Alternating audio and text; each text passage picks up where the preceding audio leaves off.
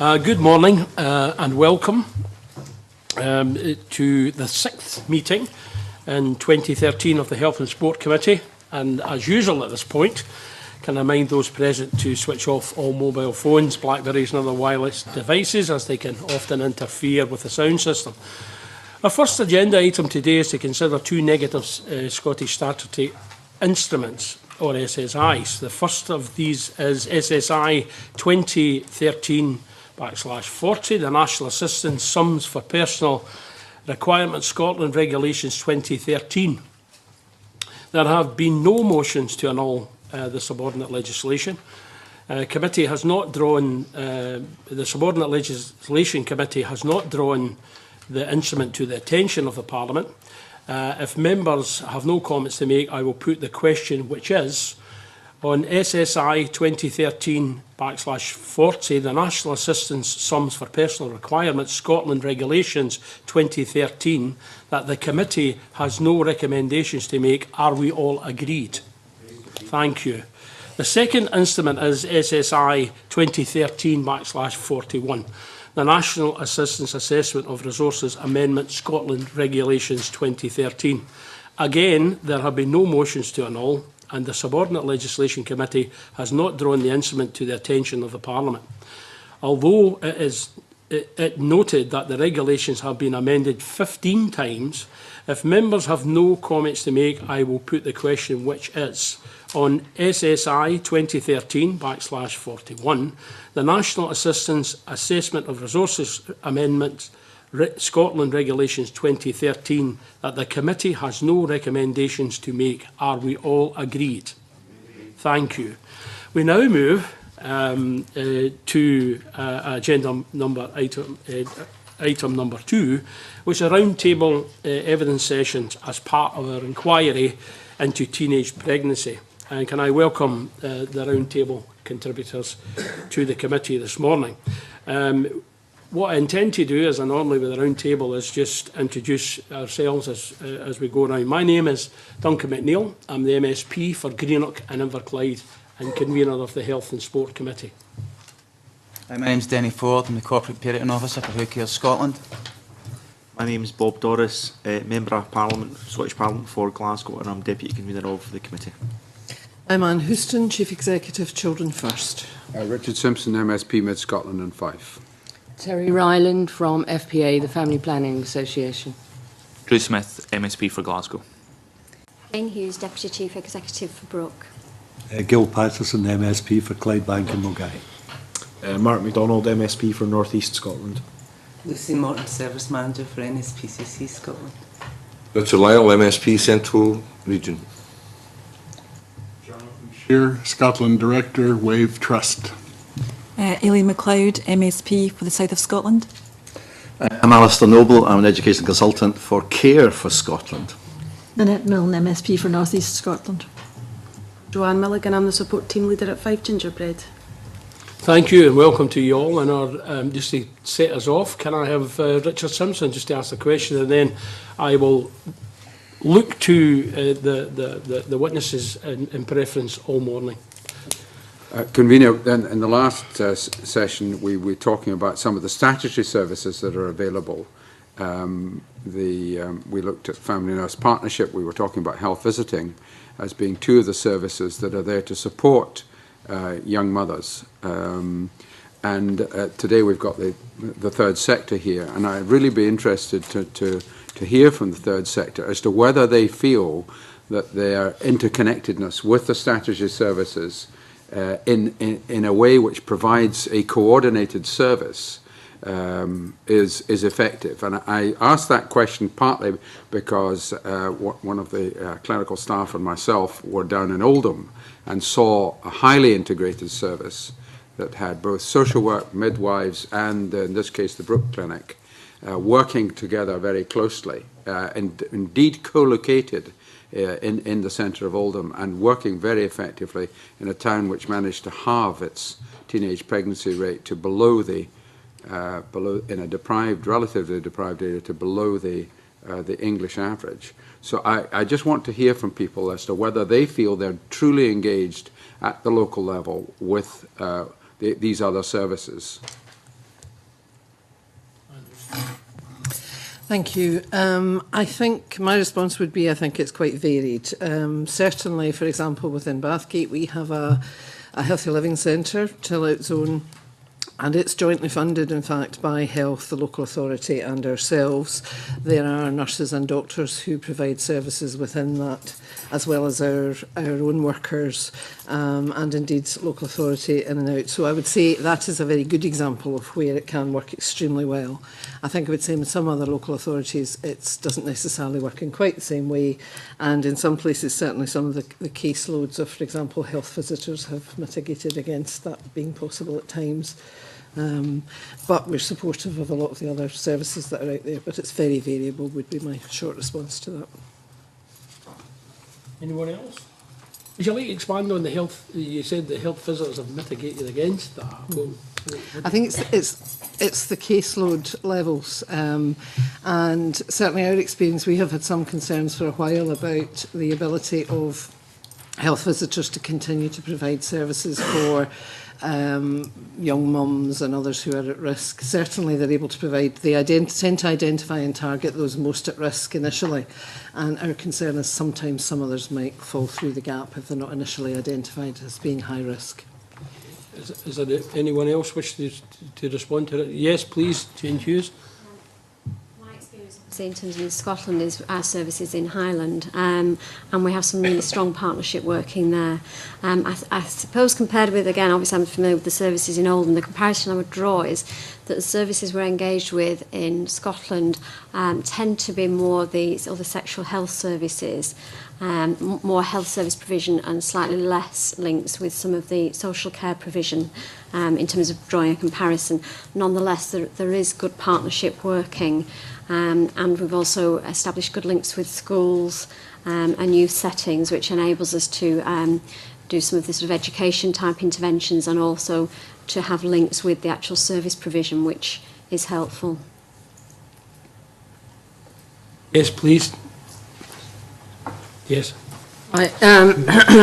Yes, in the past and currently we've got certainly some projects running, working directly with young people. Certainly one across sort of Greater Glasgow, and we do have some very strong links with education and actually youth services there, and that has worked well.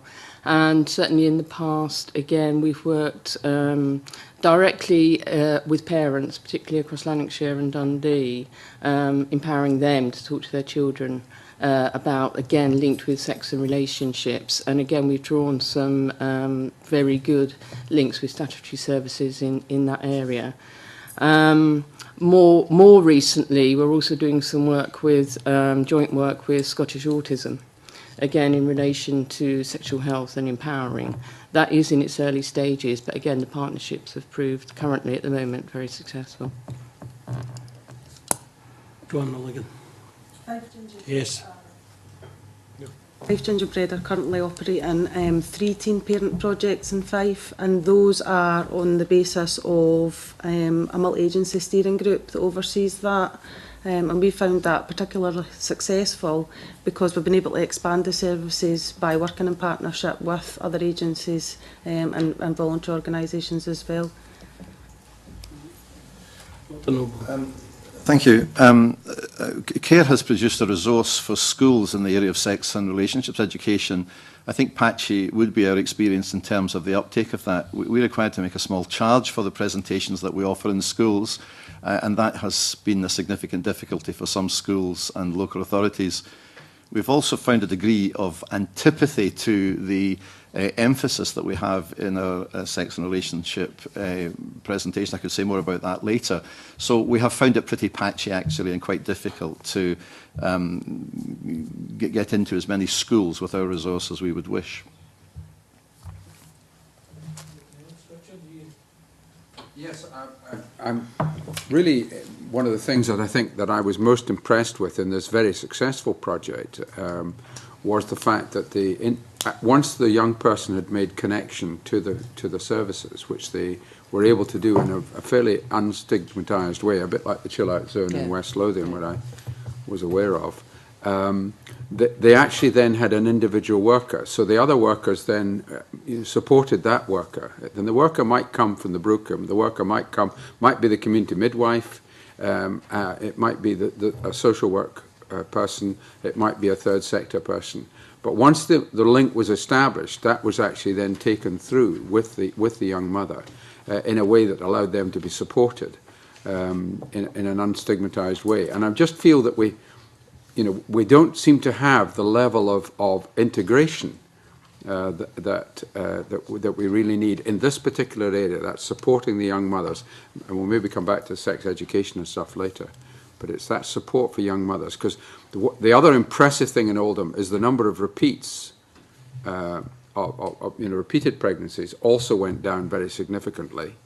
And the third thing that impressed me was because they had very strong links to the schools, and all the schools were individually aware of their own statistics, and they got the young mothers back into school, that had a profound effect upon the schools as well.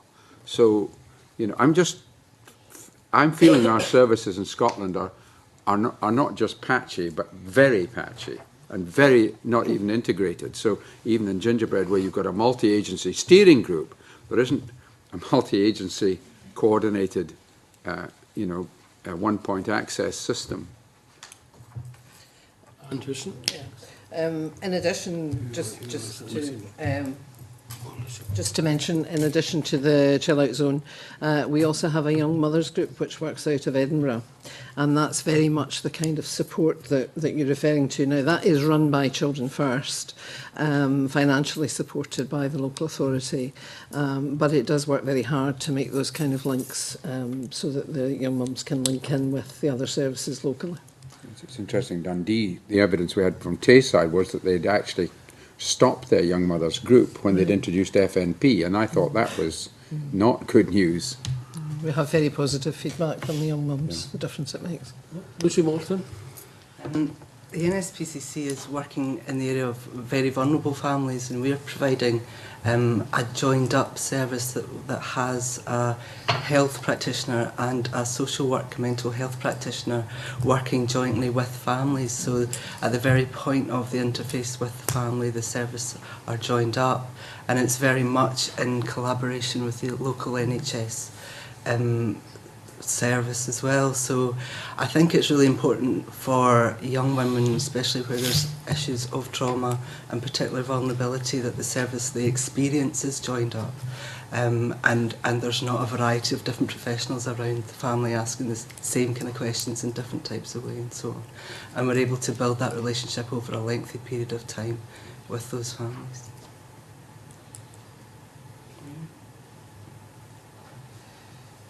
Yes, go on, Mulligan. Just in response to what Richard was saying about a sort of central access point, the projects that Five Gingerbread operate have a liaison worker or a project worker who takes on the referrals, and then they are the link to other services. So they provide that central point and the consistency for the young parents as well to be able to pass them on into other services. Yes, Jane Hughes. Thinking of the example that you've been discussing, I think the thing that really made it successful there is not just about the staff, the support staff at operational level being committed to the partnership working, but that it's actually led at a strategic level, so that at policy level there was very clear leadership around that partnership working and the commitment to use of resources in that way as well. So it was the effect of both partnership working at a strategic level and at an operational level that actually made that successful, because there was that commitment, there was the accountability as well, and that is what has made that work and continue to operate over a number of years in that way. Yes.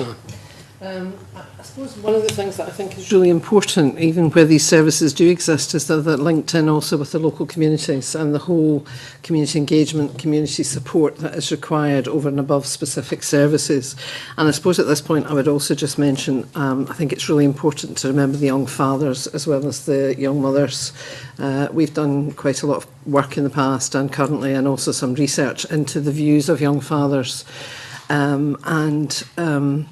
for many, I think it was surprising just what a high proportion of them wanted to remain involved with their children, not necessarily in a permanent relationship with the mum, in the kind of, you know, married, settled kind of view, but certainly to have input into their children's lives. And I do think sometimes that gets missed along the way and is really important to take account of. Yes? Wave Trust is not a service provider, and so we can't recount instances of where it is working or isn't working in that sense. But I would make the observation that where integration is least apparent and I think least effective is in the area of prevention. The services that are being described here are what's being done after the fact. And I think that there is too little attention, too little agreement, and too little integration in terms of preventing those things which could and should be prevented in this arena. That's you know, an interesting point, just to take us on, and maybe, you know, Dr. Noble can, because you mentioned that, you know, that the work that you do is not always welcomed consistently. Do you want me to speak about it? Yeah, I think that would be useful, just to, you know, to move to that the point that Dr. Sherman. Well, perhaps, Chairman, thank you. I could make 3 points. We have a view, which is that the balance of advice and the balance of the content of sex and relationship education in schools gives a very mixed message, and our view would be, gathered from parents, from teachers across the UK, from governors and in England, that the impact of sex and relationship education generally in school is that the harm reduction emphasis somewhat overshadows the need to encourage young people to delay any sexual activity until they're within a stable relationship, and our view would be preferably marriage. So it's very hard to fault the individual content of advice that goes to schools and of the courses that are presented. But the net effect, it seems to us, is that the harm reduction message seems to assume that teenagers will be involved in sex, and has this kind of risk compensation problem that you may be encouraging the very thing you're trying to prevent. So the second point I'd like to make is that we have produced a resource which we offer to schools, a series of multimedia presentations at various stages of the school, which seek to focus, not ignoring the harm reduction, but which seek to focus on the need to encourage young people to value themselves, to value relationships, to understand the value of marriage, of family, of stable relationships, and therefore to encourage them to delay activity. And the third point, sex activity. And the third point I would make to you is that it would be something of a plea. I think the antipathy to what we do is sometimes related to a feeling that there is no future in an abstinence-based approach to sex and relationship education or to encouraging young people to delay. And we just feel that there is a need for a serious pilot study of that approach, which we think has a significantly different emphasis from the generality of the approaches that are taken currently in schools. So that's our contribution, and we would urge that the committee gives consideration to looking seriously, because we think the research evidence around abstinence-based education is mixed, and I think there are positives in it as well as negatives, and I don't know that anyone has ever seriously developed it. Okay, can we have any comments on the last 2 contributions? Yes, Lucy. Well, I suppose I would just want to comment from the point of view of our experience from the Childline Service, which would be that we had over 27,000 children and young people phoning Childline over the last year in relation to advice on sexual health and relationship issues, and the point there being that those children felt that the service they were getting through the current educational establishments was not sufficient, and they weren't getting the kind of information they needed. And I think there's a wider question about the effectiveness generally of a kind of educational approach to thinking about what causes young pregnancy and some of the other issues around general vulnerability, about health inequalities and about the level of cultural messages that children are getting are quite important. And the really important thing the Childline Service does, obviously, as well as the individual counselling, is to signpost children and young people to the very effective services that are around in terms of a more personalised approach for vulnerable children and young people to these issues. Terry, and then I've got Anne, and then I've got Bob, and then I've got Gil. Yeah, just to take up the point on like say education within schools, if you consider looked after children, you know, quite often once I looked after children, they'll come into care at a point of crisis. You know, there's something happening in the family home. Quite often when they're in care, they'll move around quite a lot. Lots of different placements, which will mean that their education is sometimes disrupted. They'll sometimes go to many different schools, and that's going to impact on the opportunities to have those sort of consistent messages that their peers would get. You know, if you look at, like for example, the outcomes for a looked after child are much worse for than their non-looked after peers. Like for example, educationally, in 2010, 56% of the non-looked after population left school with 5 standard grades or more. For looked after away from home, it was 4.7%. For looked after at home, that's those at home with their parents, it was 0.5%. So, you know, the difference in terms of educational outcomes is huge. The difference in terms of health outcomes is huge as well. And that's possibly due to an inconsistency with information that they're receiving, due to moving around, and also due to having that consistent adult relationships as well, you know, as well as the way you process information as well. When you're working with consistent adults, I think you're more likely to have that working relationship with them. Okay, Terry, and then Anne. Yeah. In fact, Denny, you've said some of what I was going to say, but also it's about the information that young people receive is appropriate to the age. So, and again, about consistent messages. And I think that's messages from where young people access. So it can be messages from the education system, it can be messages from youth services. But it's important that young people have the opportunity to get those right, the correct information, and also know where to go to for advice in relation to sexual health and relationships. One of the things that I think is very difficult is we tend to be looking for an answer. And I don't think there is an answer, because I think it's such a complex range of reasons why young people become pregnant. And I think there's from accidental pregnancies, which can be contributed to by alcohol misuse, drug misuse, other things where it wasn't intended, it just happened, through to those young people who either are ambivalent to or proactively wish to have a child. And certainly from the young people I've worked with over the years, they very often talk about, particularly young women, talk about at that point in time having no other aspirations, nothing else. Who are they? What is their identity? What is their sense of achievement?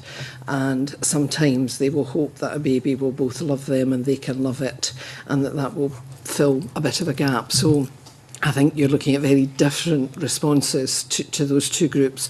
And I would just mention that for some young people there are issues of abuse, and pregnancies can result from abuse, and that can either be an adult abusing a child or peer-to-peer abuse.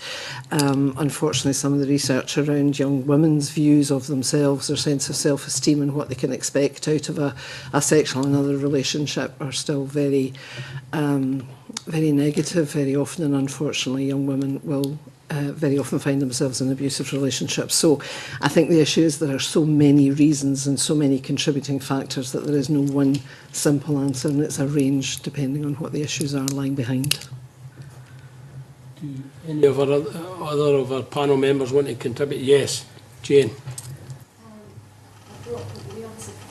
We provide sexual health services, and we also provide education and support services. And consistently what young people say to us in terms of the sex and relationships education that they do receive is that it's too little, too late and too biological.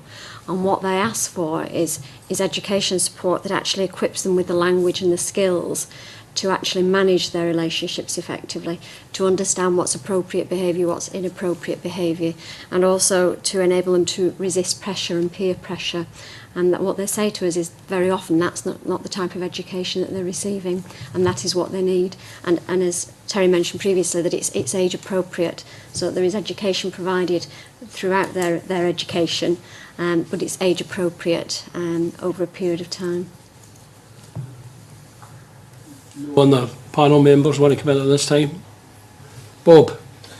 Thanks, I was hoping just to very briefly ask Dr Noble some of the challenging comments that I thought you made to committee, then I want to explore a little bit further. Convener, I had hoped to get a supplementary at that point. Now, you had mentioned the benefit of an abstinence-based programme in schools, and the language I've tended to hear is about informed choice within schools, and I'd be worried about a programme that was just based on abstinence. You know, abstinence as one of a number of options that young people have would be a more nuanced view, I would suggest. So just for clarification, because I don't want to get the wrong impression from yourself at committee, are you advocating a solely abstinence-based approach? I'd be keen to know that. And plus you mentioned not getting access to some schools, and I certainly believe that abstinence as one option from informed choices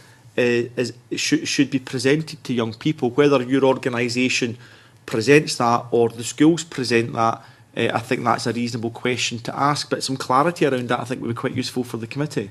Yes, I use the word abstinence with inverted commas around it just simply because it is a common term, and I know it's a bit confusing. It sounds like celibacy, and that's not at all what we're talking about.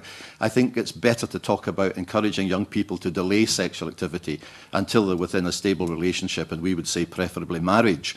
I use the term abstinence though because it's in the literature, and it refers to this emphasis of encouraging young people to delay. And the point I was wanting to make was that I think there is mixed research messages around that, and that there are some positive messages. I don't mean to suggest that that is the only thing we should do. In fact, what I was trying to say was that our view is that the balance of sex education in schools too often tips towards the harm reduction and contraception. I think I'm saying that we need a higher profile for the message, which is the value in delaying, the value in valuing relationships, the value in anticipating relationships in the future, and delaying sexual activity. So it is a mix. I'm simply saying I think the balance has tipped too far in the direction of harm reduction, assuming that teenagers will be involved in sex, and inadvertently perhaps encouraging the very thing you're trying to prevent. I think it clarified your position. I'd maybe a very, very brief comment saying using the word encouraging could be interpreted as preaching towards young people, and if evidence is showing anything that when you preach towards young people you can actually have a negative impact. But I think you have clarified your position. But the expression informed choice was used, and I'm just wondering some of the dynamics behind why young girls are sexually active is quite often, we've heard in last week's committee as well, is about lack of empowerment, issues with self-esteem and self-worth, and low aspirations. Those don't just manifest themselves when young people become sexually active. They manifest themselves, I would suggest, in primary school and possibly even preschool. So my question to people here is part of a strategy to reduce unplanned teenage pregnancies. Are we doing enough to get the basic rights in primary school and preschool in terms of empowering not just young women but all young people? Because young men have to understand that, you know, if they have daughters, what would their future be for their daughters? So it's about young people being empowered at the early stages. So can anyone maybe point to good work that is taking place, or maybe raise issues if you feel there's a gap in provision within that area? May I just make one further comment on that? Yes. I've clearly given you the wrong impression. The materials that we have developed for schools, it tackles that very thing. It is about raising people's self-esteem. It's about resisting peer pressure. It's about stressing the value of the individual and the importance of their decisions. Absolutely. So by using the word abstinence, I think I've given you the wrong impression. Okay. But we believe that in doing that sort of thing, the very thing you're talking about, I think you raise the possibility that young people will think seriously about whether they wish to be involved in sex and will consider delaying it. And we don't have a lot of empirical data on this, but we have some, that in the schools where we've been working, there is some evidence that young people have considered these decisions more carefully than they might have done previously. My apologies for not giving you the chance to respond to the comment I just left sitting Happy there. to do so. But so empowering young people in forum and raising aspirations in primary school and preschool. Good examples of that. Has enough been done? I'm wondering any comments from other witnesses? Yeah. I think sometimes when sort of sex and relationships is spoken about, I think what happens is that sometimes the projects or the education that's done, maybe the emphasis is on sex and relationships, which of course is important, but actually a lot of the work is around resilience and empower, you know, and it is about empowering young people. And yes, we have, and certainly FPA has a number of projects, as I'm well aware that Brooke also has a number of projects. And some of the key things that we do when working with young people is actually talking around this whole thing around resilience, around self-esteem, around respect, and also the key messages around consent. And then it's built in, the sex and relationships is built into that. And I think the other key thing is around relationships and having healthy and positive relationships. And I think it's important to say that within a lot of these programmes, that is the key emphasis. I think, just to pick up your point, we're talking a lot in Scotland just now about early years, and I don't think it's ever too early to start if you're thinking about things like self-esteem, confidence, all those things that children begin to develop at their very youngest age. So some of that, I guess, is about working with young parents, but it's also really ensuring that our early years provision is in place. And I mean, I'm on the task force, so I'm aware of the things that are being looked at just now, but I think we do have to continue to push that and see that actually ultimately in time as helping with this. I also think it's interesting because we've talked about raising it within schools, we've talked about raising it preschool. I actually think in Scotland we are not good at all at talking about sex, generally talking about sex, because if it is something that young children are going to learn from a very young age, it needs to be something about our everyday language, how we deal with it when it comes up, how we begin to help children at all stages engage in relationships, because ultimately relationships underpin everything to do with sex. And yes, they need information, they need to know about contraception, they need to know about choices, but they need to also know how to build relationships, and that starts from the very youngest age. One of the things that WAVE tried to cover in its submission to the committee, I'd like to bring back to the fore, which is some consideration about what society as a whole and the committee in particular is trying to prevent here and what the focus of the inquiry is.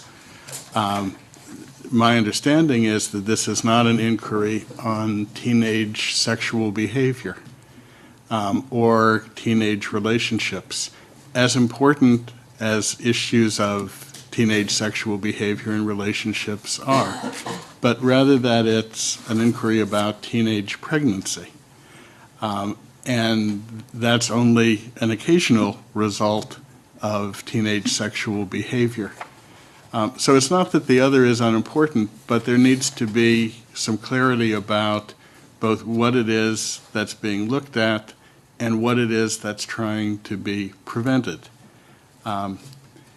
And I would hope that the committee would be clear about that, because there seems to be a couple of presumptions that don't have much evidence in support of them. One is the presumption that sexual behavior can be prevented among teenagers. There's not a lot of evidence in history that's going to support that goal, however desirable one might think it is. There also is an exaggeration about the amount of sexual behavior. And it's useful information for teenagers as well as for society to understand that all teenagers are not having sexual relationships. Part of informed choice is understanding that for a particular teenager, he or she is not the last person in town who's not having sex, that in fact that's by choice or not, that's the reality for lots of teenagers. There also seems to be an assumption that teenage pregnancy is inherently and always a bad thing. And I would encourage the committee not to take that view, because there's no evidence to encourage the belief that it's always a bad thing. There are absolutely times and circumstances and situations when it is disadvantageous to the young mother, to the young father, and to the child they will have. And that's where prevention needs to come in. But the starting point shouldn't be that it's always a bad thing and always should be prevented.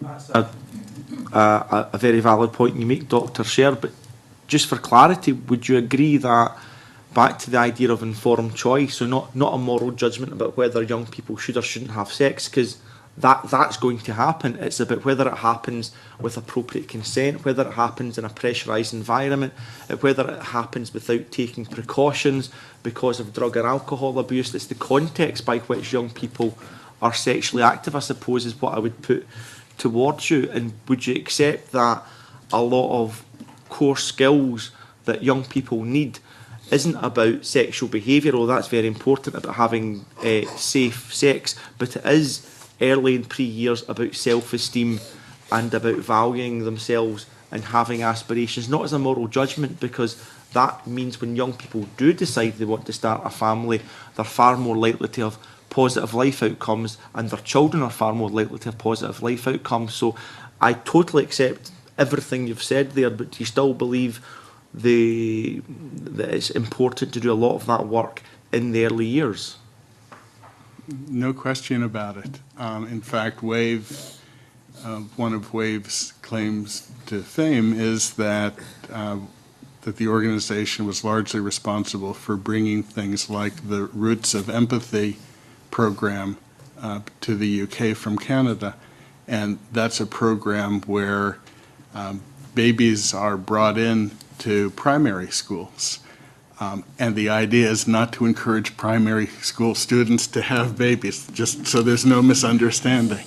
But it is about the roots of empathy, and it is about helping people, even at a very early age, to gain an understanding of what a relationship between a baby and a parent looks like, and what that empathetic relationship is, as a way of encouraging their own understanding of child development and understanding their own relationships, giving some sort of positive role model. So yes, absolutely, early is good. And in our submission, we suggested a variety of things which are indeed entirely worthy of being prevented. But those are about preventing conception in certain circumstances that we outlined. But it's also about preventing a situation in which pregnancy and having a baby seems like the only viable option. And that's one of the things that isn't about sexual health. It's a much broader issue. But one of the things that we as a society absolutely need to prevent is the notion that the universal quest for a meaningful life, to be taken seriously as an adult, to have a place in the community, to have meaning in one's life. We're in trouble if we create a society in which people believe that their only way of transitioning to adulthood and their only way of having meaning in their life is to have a baby. And that's, it's a choice. Having a baby as part of a meaningful life is a choice I've made. It's a choice that many of you have made. But it wasn't the only choice I had. And so I think that it is a perfect example of why this needs to be an inquiry that goes beyond sexual health to take the broader context of what we're trying to prevent and why. Point about teenage pregnancy obviously can, in some cases, be a positive thing for the individuals. I know there's some research in England that sort of points towards that. I think, you know, that's the whole concept of striving to have a better life, you know, for your children. I think that's something everyone in the room would, you know, would agree with. I think there is a societal problem, though. There is a stereotype associated with being a teenage mother or a teenage father. It's also impacted on, like I said, the looked after population, who in many cases are already stereotyped by society as sometimes being problem kids, you know. So it's an additional stigma on top of that, you know, if you're a teenager who's pregnant. But, you know, I think the root of the problem, I think sometimes it's a bit like having the garden hose and you try to turn it off and it's flying about the back door. It's sometimes easier to turn it off at the source, and I think the problems in society and culturally in Scotland and in the UK is there's disadvantaged groups everywhere, you know, and until we get to the root of, you know, like solving the educational outcomes, solving the health outcomes, you know, the places that we're putting young people to live as well, you know, there's a lot of socio-economic difficulties out there, and until we address those, it's going to be quite difficult to move forward. Lucy. Can I just pick up on some of the points that are being made, because I think certainly some of Dr. Sher's points are absolutely right, that not all teenage pregnancies are necessarily a bad thing. But indeed, you know, we do need to focus on vulnerability. We need to really think about what works and what we know works with vulnerable groups. And for me, this idea that people are having babies because this gives some sense of meaning to their lives, we then have to think about what we're passing on to this next generation of babies in terms of what those babies are supposed to be fulfilling for those families. Because what we found when we're working with the most excluded and vulnerable young women and families that are having children is that there's almost there's not really an understanding of a baby as a separate individual and as a creature with needs and wants of its own, and somehow that the baby is an extension of the young person and will fulfil something for the parents is actually quite potentially dangerous for the baby. And so some of the techniques that are being used in the programme we're providing, the Minding the Baby programme, which very much builds on the theoretical basis of the Family Nurse Partnership programme, is really thinking about how you work with vulnerable young people who have limited resources and often have experienced trauma themselves, in terms of thinking about the baby as a separate individual and therefore not starting again a whole cycle of attachment difficulties which will then be carried on to the next generation. Yes, Dr. Sher. Just a quick point. I couldn't agree more with the point that you're making about the potential harm to children if parents become parents with unhealthy and unhelpful ideas about who these children are that they've created. I would only note that, unfortunately, that's not an age-dependent problem. That people having children for reasons which are not about the child's well-being and which can sometimes lead to maltreatment is unfortunately a problem across age groups, not something which is peculiar to teenagers. From the committee's point of view, we've arrived here after all of this discussion that we've had just in the last hour or so were discussed a number of years ago. And strategies were worked out that you have supported throughout that period of time. The objective was set to reduce the number of teenage pregnancies and unintended pregnancies. It hasn't worked. So what do we do now to improve that situation? Do we broaden it out, the question about the objective, not simply on reducing the number of pregnancies? Do we measure it differently in terms of STDs rather than just, you know, pregnancies or terminations? You know, so where are we now? And what should we be doing now to improve the situation? What are the issues? You're right. Have they changed since we set those objectives and supported those strategies? If they've not changed, should they change? Well, you have your opportunity now, not to confirm what many of us already know and through your evidence, but what do we do next? Or do we just continue to support the strategies as they are?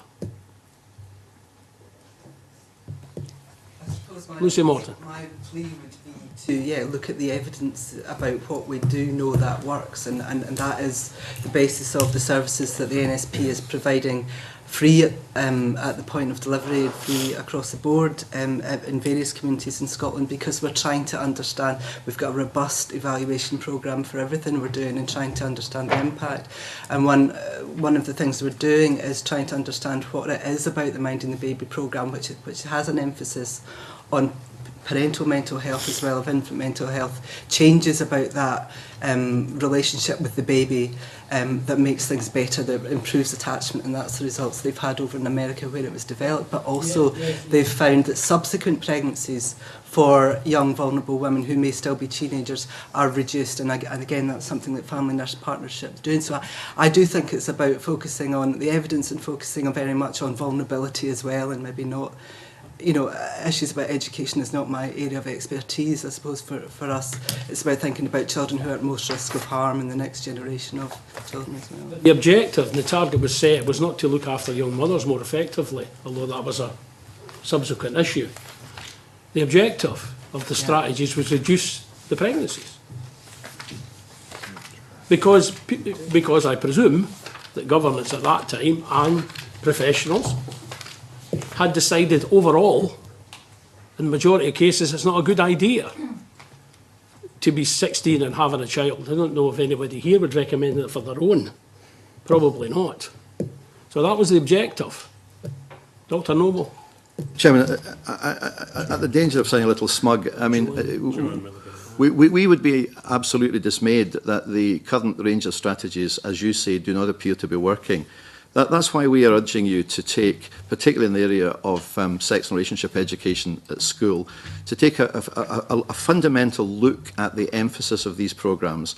And our suggestion, as I said to you earlier, is that the emphasis overall is wrong, or may be wrong, and we need to look at this. One other area that gives us some concern is, I may exaggerate a little, but we think there is a certain marginalisation of parents in this too. I think we need to listen to what parents feel about this and what they have to say. I don't know that there's a great deal of evidence on what parents think about sex education in schools, but the Catholic Press Office in 2004 or 5, I think, undertook a survey and found that almost 70% of parents were in favour of the kind of emphasis I've been describing to you, which is an emphasis on abstinence in inverted commas, in encouraging delay and building self-esteem and understanding how to handle peer pressure. And I do think that we should listen to what parents have to say and engage them more actively in the process, and also in the specific programmes of schools. I know that's written into the guidance, but the extent to which it happens would give us some concern. So I don't have a glib, easy answer. I'm simply saying to you what you have said. Current approaches do not appear to be working, and we suggest a fundamental review of the approach to sex education in schools. Mulligan and then Anne Houston, and then Denny, and then Jane. Good. We seem to have... Yes, and Dr. You're good. We've got it going again. Thank you. I'd just like to detail something that is working, and it is the work that we're doing in Leavenmouth. We started working with teenage parents over 3 years ago, and what we've found is that by raising the aspirations and the skills of the parents of children now, they're actually able to give appropriate peer support to other teenagers in the area, and we have seen a reduction in the amount of pregnancies in that area and subsequent pregnancies as well. So there definitely is a connection between supporting parents and them then being able to change cultures within the local area. We've supported nearly 250 parents, and that includes dads as well. And within that, there's over 200 children being supported. So in terms of early intervention, we're working with those children of the parents. And by working with the parents, we're hopefully, raising the bar for the future of the children. We also have a project at the moment the Gateway project, which is working with families in schools, because what we'd identified was that there was a barrier to engagement. So our team are working in schools with families, looking at family learning, and eventually they will be looking at sexual health. So what we're doing is we're getting the message to both the parents and the children, raising the aspirations and relationships there as well. So just to highlight that is certainly working. And then Denny, I think. Okay, I think when you asked the question, I kind of struggled for a moment, because I think it's back to what I said earlier. It's not one size fits all, and there's a lot of different things that I think we need to do. I mean, I suppose from the early years work, which I mentioned earlier, getting in there early, working with whether it's young parents or older parents, actually on their relationships with their children, on how we build self-esteem, on how we build that ability to talk about some of these things as they get older, so that the relationships are established. And you can also talk about issues that, as I've said, I don't think we're very good in Scotland at speaking about. Over and above that, however, there's the community level. I do think we have to much more involve communities in supporting young parents and indeed young people, because quite a number of young people, I think, are quite alienated from their communities at the moment. And I do think there's a lot of work we have to do there, working with young people and also then with young parents, where and when they want to be worked with, so that they actually engage with those services, and doing, I think, a lot of work around what healthy relationships look like at all different ages and stages. I suppose the question is, are we really, and it's back, I think, to your point, Richard, about are we really applying GIRFIC? Are we really working together to get the best for the children, whatever age they are? And I do think there's more we can do there. But the reality, I think, also as young people get older, there are issues about their aspirations, there's issues about training, there's issues about employment, there's issues about poverty that I don't think we can duck, that are absolutely relevant to some of the things I think Jonathan very eloquently described in terms of why young people sometimes will become pregnant in a much more intended way, as a way to find some identity for themselves. There are issues like young people's use of alcohol, which there are all sorts of strategies being looked at just now to deal with some of those issues. That contributes as well. There's one specific that I think might be helpful, which is very specific and very small, but I know at the point of, once there is a pregnancy, point of booking a midwife, there is a question about to the mother, have you ever experienced domestic abuse? I would suggest a very specific question is asked to that. Have you ever experienced sexual abuse? There was some research done in England many years ago by Rhoda Oppenheimer, a doctor, and at a women's clinic, she routinely asked every woman who attended if she had ever been sexually abused. And there was quite a significant number of women said yes, that they couldn't have raised it themselves. It wasn't something they could just have raised, but because they were asked something specifically. And that would allow us for those, and I'm saying, there are some young people in there where it's abuse, it would perhaps give them an opportunity to get additional support and perhaps be able to remove themselves from abusive relationships. So that's just one tiny specific. The others are much bigger, and I don't think they're either or, and I think that's part of why it's so difficult. And then Jane. Yeah, I think Dr. Shea. Yeah, I think actually listening and actually hearing young people is really crucial to this whole process. We recently done a consultation with some young people for the Children and Young People's Bill, and it came across, it's been a recurring theme over the years with consultations we do, that young people felt, particularly looked after young people, that care was something that was done to them rather than with them.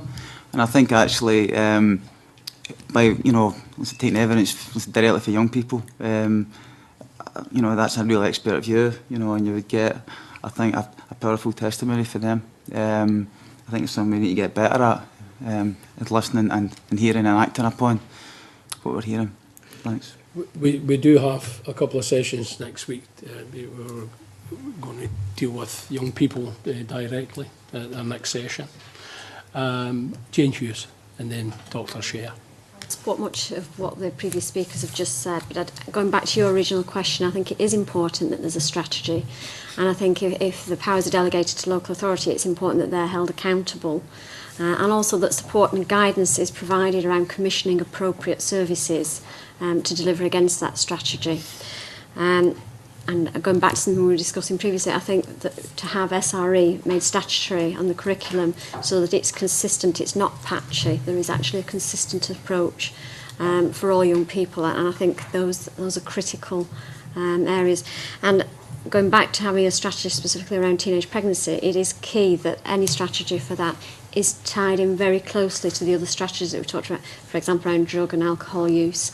And then they're not treated completely separately, because obviously the issues that we've talked about this morning demonstrates the links between all these social issues that impact on teenage pregnancy. Chair. So I appreciate you bringing us back to the point of the inquiry. In the submission that WAVE made, we have suggested 7 very specific things that we would encourage the committee to take seriously as what's trying to be prevented. And I think that part of the problem comes when there's only one measure. So the criteria that launched the committee's inquiry was, here was the teenage pregnancy rate overall in X year, here's the teenage pregnancy rate overall now. It's come down, but it missed the target by a wee bit. And I think that if the committee stays wedded to that being the only way the problem is defined, which is the overall teen pregnancy rate, I'm not sure you're going to get to places which are new and different and better. So what I'm suggesting, in following particularly Anne's comment that this is not, when it's a problem at all, it's not a single problem with a single solution, is that it has to be disaggregated in terms of what you're trying to prevent. And one of the ones I would suggest is a prime target for prevention is dealing with the reality that more than half of pregnancies now end in terminations. So they're pregnancies not of people who are keen to have children for reasons good, bad, or indifferent, but for whom it was unintended, undesired, and the consequences of termination, which is not a cost-free reality for any of the people involved. And so doing what's possible to prevent pregnancies that are inevitably going to end in a termination is a good place to start focusing on prevention, because in those situations there's not a good outcome for anyone. The other specific thing I would suggest is that are 2 other areas which are within the Health Committee's remit. One is that we continue to have an unhealthy relationship with alcohol. And it's still the reality that more than a few and more than a small percentage of teen pregnancies are not only unintentional, but were alcohol fueled. And so focusing on what can be done, not just on the sexual health side, but on the increasing the healthy relationship with alcohol, would have the side effect of reducing teen pregnancy. So focusing on that other health issue is also an important one. And the last one I'd say, which is also within the gift of the committee, is around mental health issues. Because I think it is not, I don't have the facts and figures because they don't exist to the best of my knowledge, but anecdotally, and I've been around long enough to know that it's not uncommon for the young women who get pregnant to have underlying, some of them, to have underlying mental health issues, whether those are addiction issues, whether those are learning disabilities, whether those are other problems that haven't been addressed properly as mental health issues. And then again, as with alcohol, the consequence is a pregnancy that's neither healthy nor desired or intended.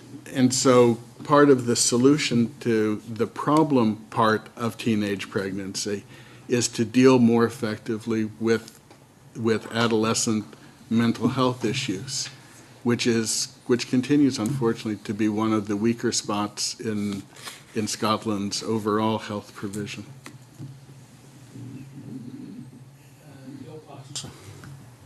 Thanks very much, Convener. I need to take you back a bit. It was with regards to peer pressure. Maybe I can put two questions into one, if it's possible. Are we doing enough with young men? And the peer pressure that I talk about is peer pressure from within their own group, male on male. And that's quite considerable, as I understand it. But probably more important, the pressure of power of male over female. Are we doing enough has there work been done in that regard?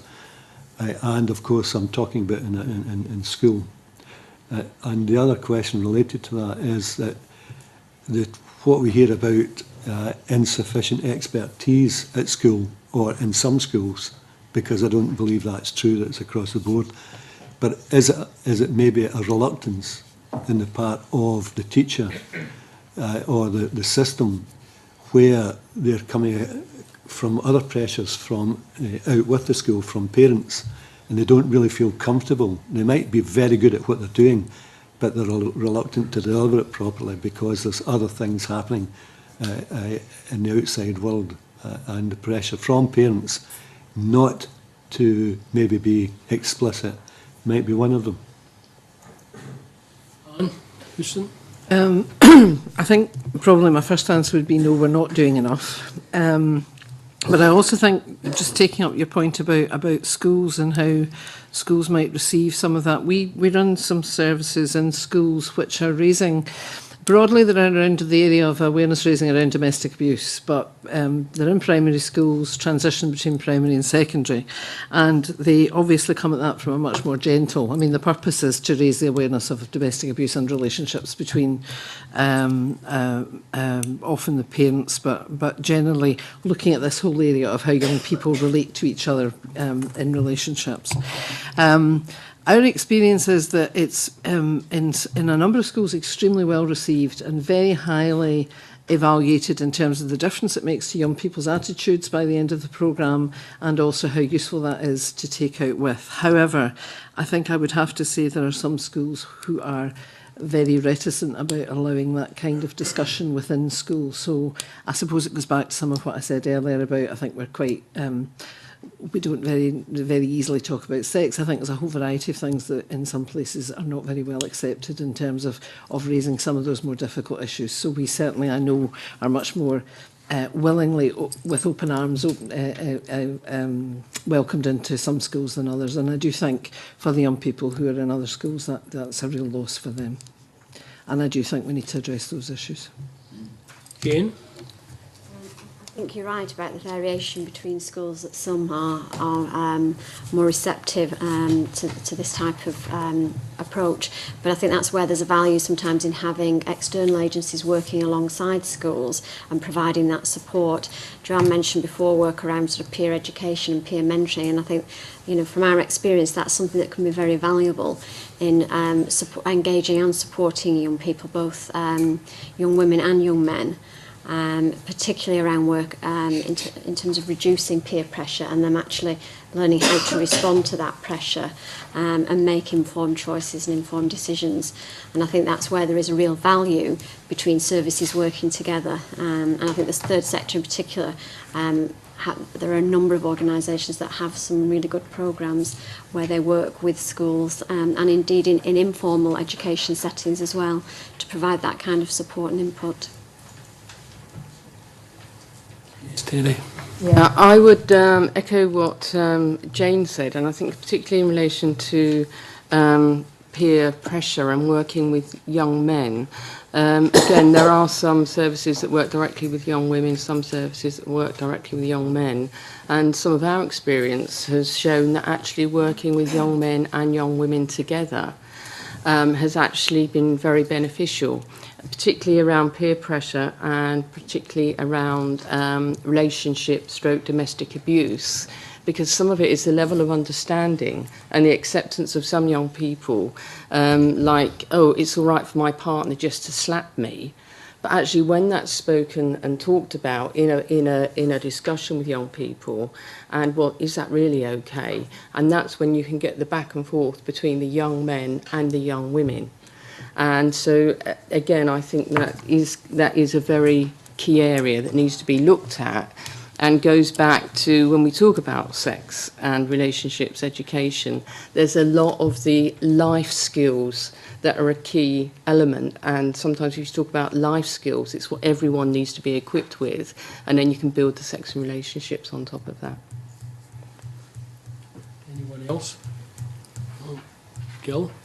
Just one question that arises from that. If we know that there are good, maybe described as good practice in certain schools, and it's not happening elsewhere, is there a, can we identify, without naming schools, I don't mean that, but is there a kind of model that fits that? Is it in a particular type of area, or is it the HEDI, is it the head teacher that has got a different ethos? Is it non-denominational? Is it denominational? Is there something that we can sort of look at and predict that's exactly what would happen, or is that just something we can't predict at all? I mean, I'm happy to pick some of that up. I think it can be the HEDI, because the HEDI does have a lot of power, so it can be that. It does depend to some extent on how forward-looking and how open a head teacher can be. We have had some experience where in certain I guess it's about certain belief base. I don't want to characterise it totally, non-denominational or denominational, but there are occasions when in some of the denominational schools we've had some more difficulties. I'll put it like that. Jane? Not exclusively. Factors. School governors can also have an influence sometimes, but I think, again, it depends where the priorities lie. Going back to the evidence that Dr Simpson started to talk about at the beginning, the example that he gave in Oldham, actually at one point all the schools were involved in that type of project and activity, and the driver behind that, actually, it was competitive. It was when they were provided with information about the number of teenage pregnancies that had been within the school, either whilst the young women were in school or sort of within the year after leaving school. And in fact, when they had that information, it almost became a situation where they were wanting to compete with their peers in terms of other schools, actually wanting to bring services in, provide training for their own staff to enable that kind of support to be provided to young people. And it was very much with a focus around self-esteem work rather than specific SRE. But again, looking at targeted work with young men and separate targeted work with young women, and using peer education as one of the strands to support that. Jenny and then Lucy. I think just to echo that. I think one of the things that has come across with the young people that we've worked with in the past is sometimes learning in school, even on an informal basis, it can still be quite a formal setting for young people. Sometimes it's the environment in which that this is taking place and that doesn't make it successful. I think sometimes working in, as Anne was saying earlier on, in the young person's communities with youth workers, and for example, would be a good way to go. In many cases with that, but again, obviously there's been some budgetary restraints around youth first services in Scotland, once at least UK-wide as well, and it's obviously another issue. Thanks. Okay, Lucy? Yeah, I mean, I would just want to follow on from that in terms of thinking about, if the danger of focusing on schools too much is danger of not focusing then on the most excluded groups and the most vulnerable young people that either attend school sporadically or indeed find it very difficult to engage in that type of educational setting and don't have the backup from their parents who would reinforce those type of messages. And I think, again, thinking about Jonathan's points in terms of what we're actually trying to achieve, then I think some of the pregnancies that potentially are most harmful and potentially have most implications for the next generation, we would want to think about how we target the most vulnerable young people in terms of those messages. Thank you, Convener. It possibly follows on from that, but it possibly doesn't. I'm struck with Anne Houston said, and I don't want to caricature what Anne said at all, but she seemed to kind of characterise the essentially three groups, and they're not being exclusive groups, and they overlap, and understand that around young women who might find that they're pregnant essentially accidentally, and there might be a range of reasons for that. A group for whom abuse might be a factor, and then this very complicated group around ambivalence, if I could describe it in that way. And I thought Dr. Shertook is really a bit further in that, in terms of how do we then break up this idea of a national target around reducing the number of pregnancies, and essentially that national target doesn't really reflect that picture that sits underneath it. So I suppose my question is how we get to a situation where we are genuinely making policy differently around those same groups, rather than at a national level saying we want to reduce this as a problem, but all of the people charged with doing that for us say, well, it's much more complicated underneath, and we just simply repeat this exercise, as you said, Convener, in 5-10 years' time, as we have done before. And I suppose what I was really struck with from what Dr. Sher said, that perhaps the group that you might be able to make progress with would be young girls and young women who were accidentally or unintentionally pregnant, and then chose not to proceed with their pregnancy, and that would seem to be a group where we could make more progress in stopping them from becoming pregnant in the first place. But there seems to be a tension in that, because is it the case that society's driver in this, that society's aim isn't actually really about reducing young pregnancies at all? It's actually our concern about young mums, and the reason that we don't focus on that group specifically, in the way that you seem to be saying that we could make more progress there, is actually because we're concerned about the number of children that are growing up with young parents, either one or more, and that is a bigger tension that we need to solve for ourselves at a societal level and at a policy making level before we're really going to get into making a real difference. I'm sorry if that's a very broad brush question. Anyone wish to respond? Dr. Sher, thank you. I'd respond in two ways. One is that WAVE's role is to suggest possibilities to the committee. It's the committee's role and responsibility to decide what its priorities are and what it's keen to prevent. But I wanted the committee to have some alternatives to think about rather than just this one idea. I think that the other point worth making is that there is a concern about young parents, but we need to do a better job of not seeing young parents as a problem, but seeing young parents as a reality. There have been, there are now, there will continue to be young parents. And the smartest thing we can do as a society in relation to them is to make sure that they have whatever level of support and assistance they need to be successful as young parents, both for their own benefit in their own lives and for the lives and futures of the children they're having. And so if the starting point is they're a problem, that's not as strong a starting point or as healthy a starting point as they're a reality. How can we help them succeed in their own lives as young parents in parenting, and how can we help them be parents who create good lives for the children they've created? It's just a different approach, and one where I think we'd find a lot more success. Anyone else? Yes, suppose, thank you, Convener. I suppose because where that then takes you is that in order to understanding that, then it becomes about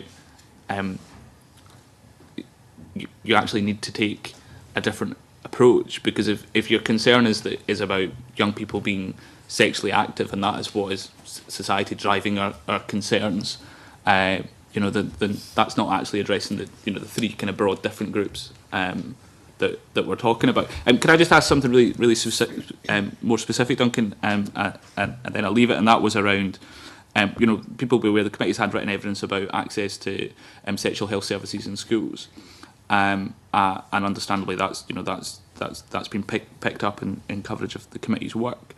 The question I had from our sessions with health professionals and educationalists last week was around what understanding we have about what young people actually want at school, and I'd be quite interested to hear from this group of witnesses what their experience is of the people that they work with.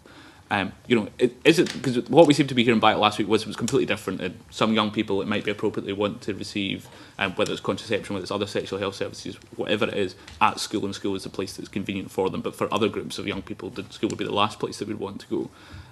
But it seems to me that can answer the question that we just, from our point of view as policymakers, just makes it easier just to ignore the whole question of should we do more in school. So I'm just interested, how do we find out more from young people about where they would access services if it was in schools or if it isn't in schools? How do we actually genuinely understand their needs and wants in this, rather than our needs and wants as service providers? We have talked over the years to many young people. The things they don't want, which they talk very clearly about, are some of their experiences in schools where they have a teacher who is very embarrassed about the subject, trying to talk through the practicalities of sex education, as in not health, not relationships necessarily, but around the practicalities of sex education. Sometimes in fairly large groups where they feel embarrassed, the teacher's embarrassed, and the whole thing is a bit of a disaster, really. And we do hear that on a fairly regular basis, that that's really not what they want. We alternatively, I mentioned our chill out zone earlier, which is very much a drop-in healthy living centre. We have a lot of young people who otherwise have not previously or would not engage with some of those more formal settings to get their health and relationships education, if you like. And certainly what they say they need is somewhere where it's safe to talk about things, when people won't laugh at them, where it's not such a big group that they feel embarrassed to talk about it, where people genuinely engage with them that they can trust and be honest with them and not embarrassed, and talk about the whole areas and whatever it is they want to talk about that they have an opportunity to ask. So it's, I guess, a level of consistency so that they can build up that level of trust with one person or two people, whoever's working with them, so that they can build up perhaps to ask the more difficult things that they might want to ask that they certainly won't ask elsewhere.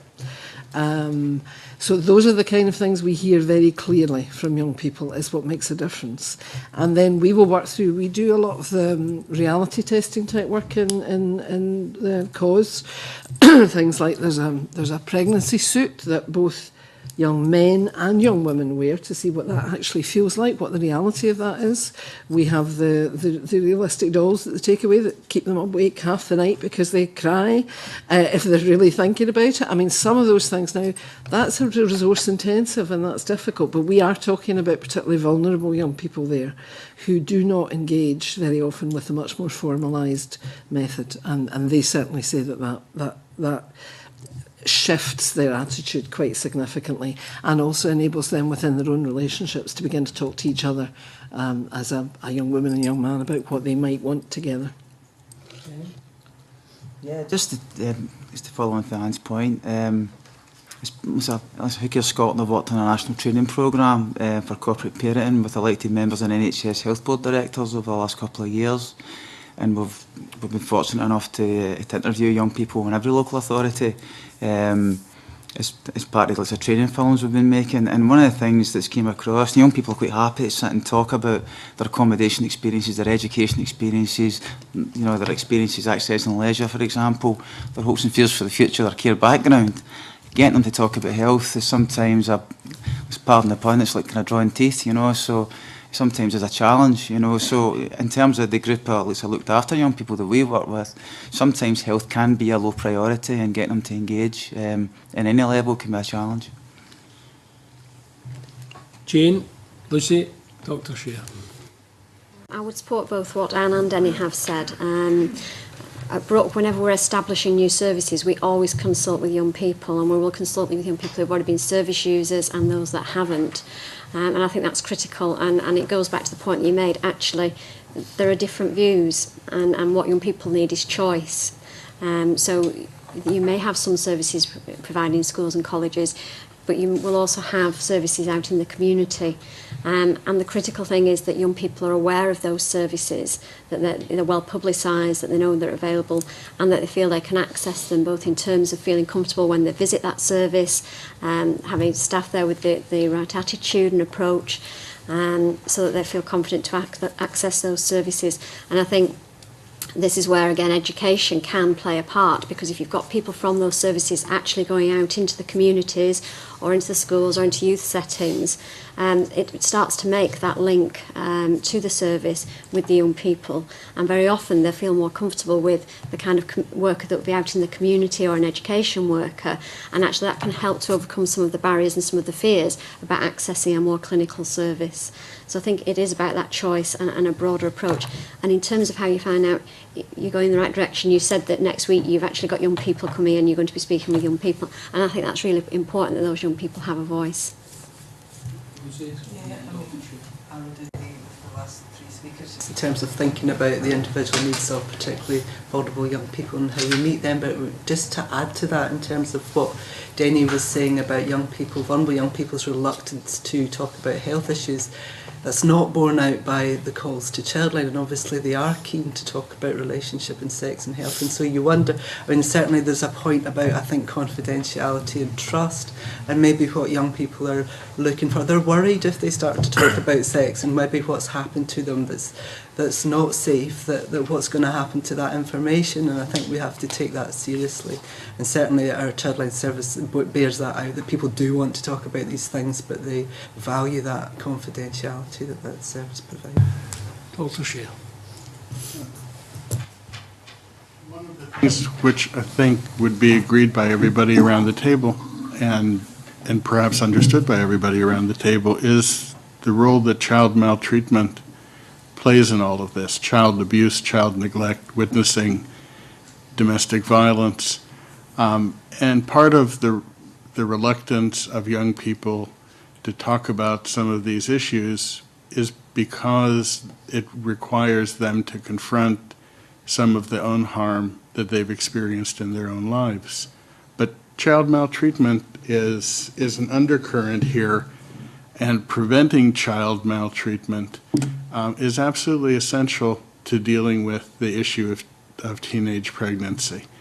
Because whether that child maltreatment has resulted in a self-image and a set of behaviors that lead to the misuse of alcohol or drugs, whether maltreatment has resulted in a sense of what appropriate relationships are between men and women that is not a healthy one, but it is their own experience of what those relationships look like up close and personal. Whether maltreatment has resulted in mental health or other problems, depression, anxiety, whether it's resulted in their sense of isolation and their sense that pregnancy is their only chance to have a loving relationship with somebody.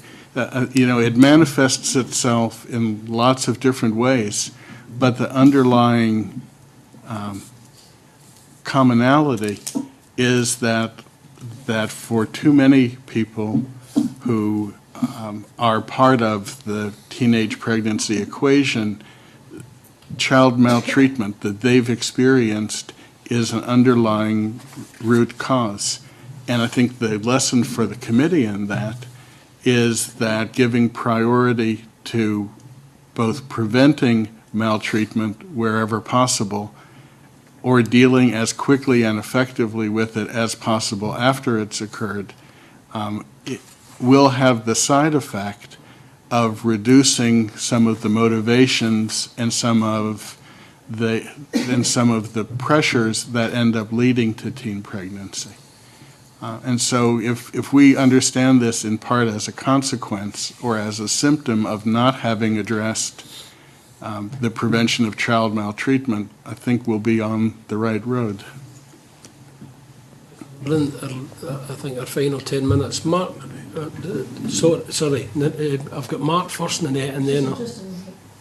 All right, just a supplementary on that. Yeah, just very briefly, because in our scoping exercise we had for our health inequalities inquiry, which is coming, it was suggested that from research that a continuation of what were described as downstream solutions weren't really going to work, things like anti-smoking campaigns and that sort of thing, and we need to look much more upstream. It strikes me there are tremendous similarities here, and that perhaps what's being done just now that maybe hasn't been successful in reducing the rate of teenage pregnancy is almost the solution too late, and that the main focus should be on what you're saying about the early years, so prenatal and the first few years of life. If we're really into the future, we obviously have to carry on with the ongoing things, but that perhaps the real solution might lie somewhere in the really early work. Just wanted to make that point.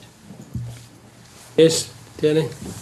Just one of the things that I wanted to add in relation to sort of access to services was, again, the importance of listening to young people, but it's also, there's a key thing around the timing of the services and when these services are actually open, and that's a big part of accessibility. But also not forgetting about the role that parents, carers have to play in caring for the young people. And I say parents, carers, because often, there's a lot of young people who are looked after by many different people. And so therefore it's educating the parents, carers as well, and so that young people do want to hear from their parents, carers about sex and relationship and be able to have that discussion or talks at home, which so often doesn't happen at the moment. Move to Mark MacDonald. Thank you very much, Convener. Just in terms of some of the earlier discussion, my understanding from the early evidence we received was that while the target for reduction in the rate of teenage pregnancy was not achieved, there has been a reduction over time in the rates of teenage pregnancy. So the direction of travel, if reduction were the goal, the direction of travel has been correct. It's just that it hasn't gone as far as the target that was set at a national level. But I take on board the points that have been made that not all teenage pregnancy is necessarily a bad thing. Indeed, I had a message from a constituent who said, well, I had my first kid when I was 19 and I'm now 28 and my partner and I have got 2 more children. Was I part of a problem because I had a kid at 19? And the answer is no, but it's difficult to sometimes get that message across, and there is maybe a stigma that we need to look at how we discuss this issue. But we've spoken a lot about sort of the role of the public sector, the role of the health service, schools, the role of the third sector. But I think there's a bigger role here, and that's the role of the family.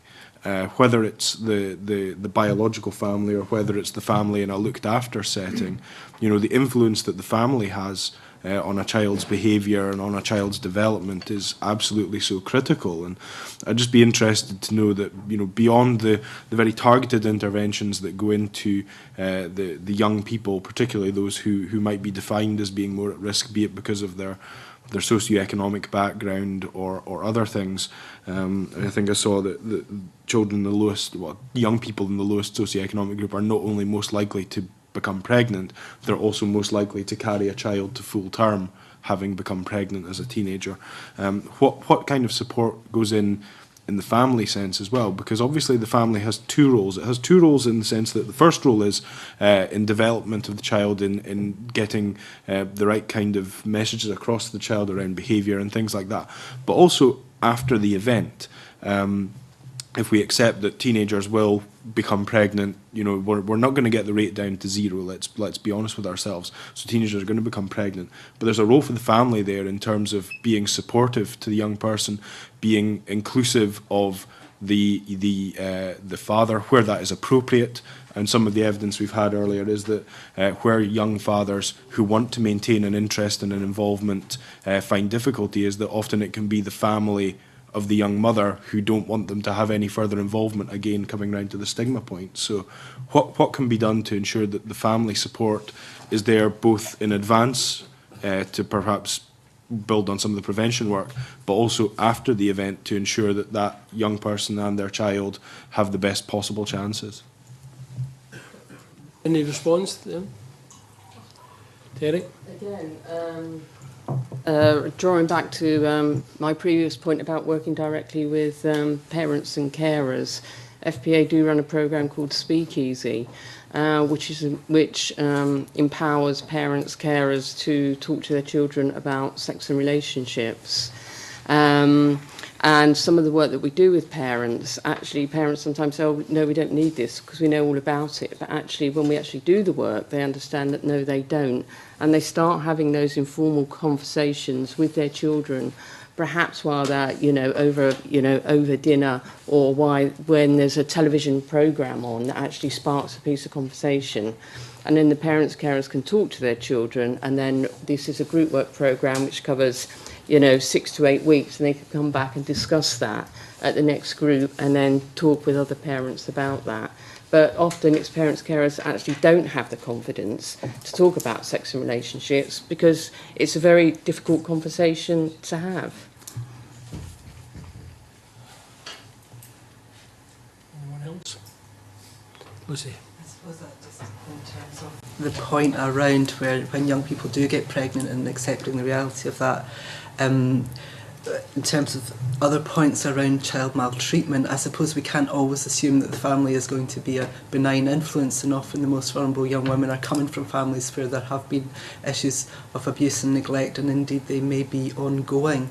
And so I think there needs to be a really detailed understanding of the dynamics within that family and whether that young person is actually safe to be having a baby and bringing up a baby within that environment. And also making sure that the family members get the support they need in terms of, if they are going to be actively involved in the baby's care, that they are also being delivered services.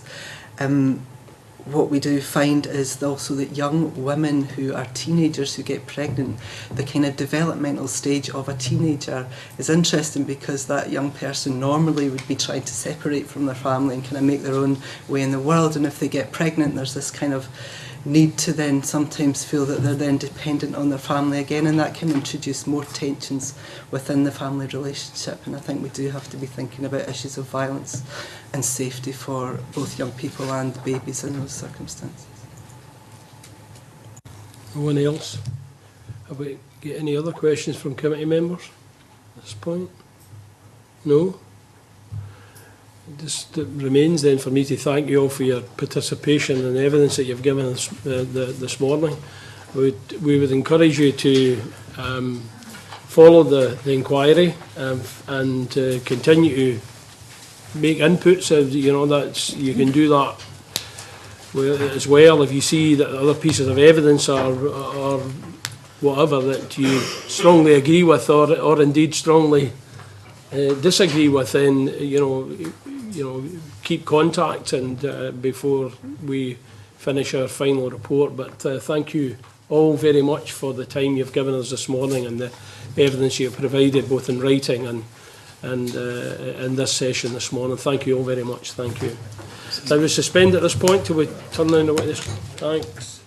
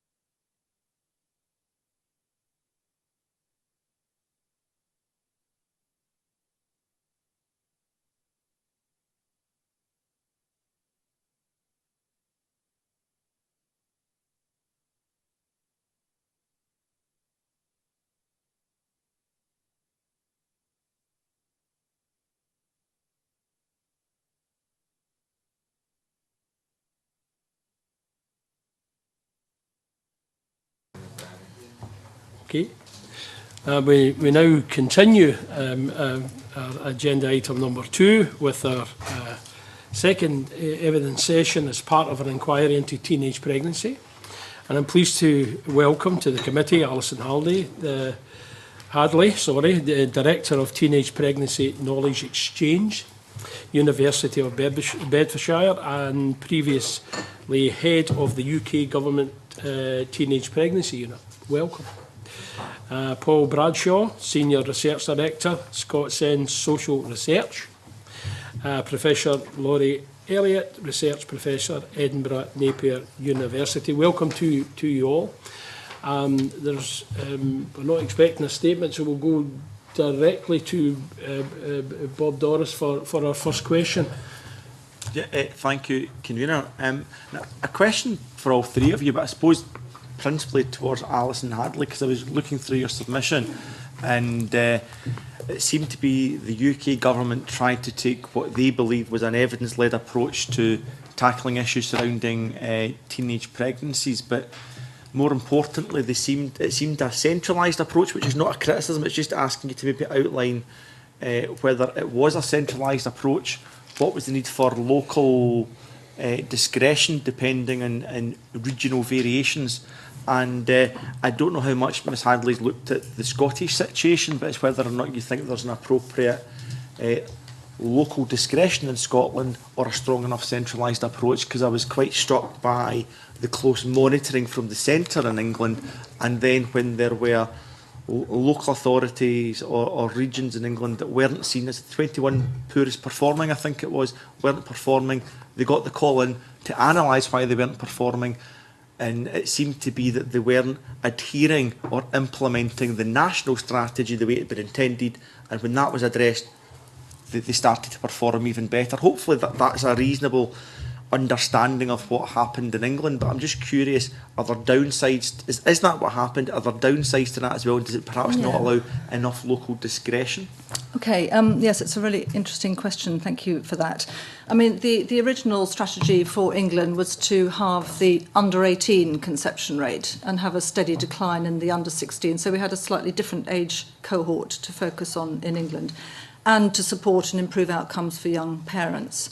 And the sort of national-local balance was that there was a 50% national target, but every local authority area was given its own specific reduction target. The high-rate areas had a 60% reduction, the sort of average age 50% and the low rate 40%. And collectively, if they all met those targets, we met the national ambition. The 50% was set to bring us down to comparable Western European countries. So there was a kind of rationale for why 50%. The timescale perhaps wasn't quite so rational because it was quite short. It was 10 years, which I think in retrospect we felt was quite ambitious. The balance again between national and locals was that we gave everyone a grant, a local implementation grant, and the condition of that grant was to appoint a local teenage pregnancy coordinator and to set up a local teenage pregnancy partnership board, which, as was displayed in the last session around Oldham, provided all the kind of local partners in that partnership board to take forward the strategy. We set out guidance on developing local strategies, and it set out the sort of framework on the evidence base. So it was broadly on improving sex and relationships education in schools and out of schools through youth services, social workers, etc., and improving access to contraceptive services. And there was another arm around supporting teenage parents. So we set out the framework, and then we left it to local discretion as to how they developed their local strategy according to their local needs and communities. I think on reflection, and what we found midway through the strategy, was that some areas were doing much better than others in reducing their rates. We gave them a few years to do it, and then we had a look, and it was clearly different. So very similarly deprived areas were showing different progress in rates. So we did some deep dive reviews, and we found that the areas that were making the fastest progress were implementing what they'd been asked to implement. And they actually had all the kind of jigsaw pieces in place. The ones that were making less progress had a teenage pregnancy coordinator, but had sort of left it up to them to do some good work somewhere in the local area. So maybe there was a fantastic project somewhere in the local area, but it wasn't a whole systems approach. So we then took a much more hands-on approach, and we had more prescriptive guidance.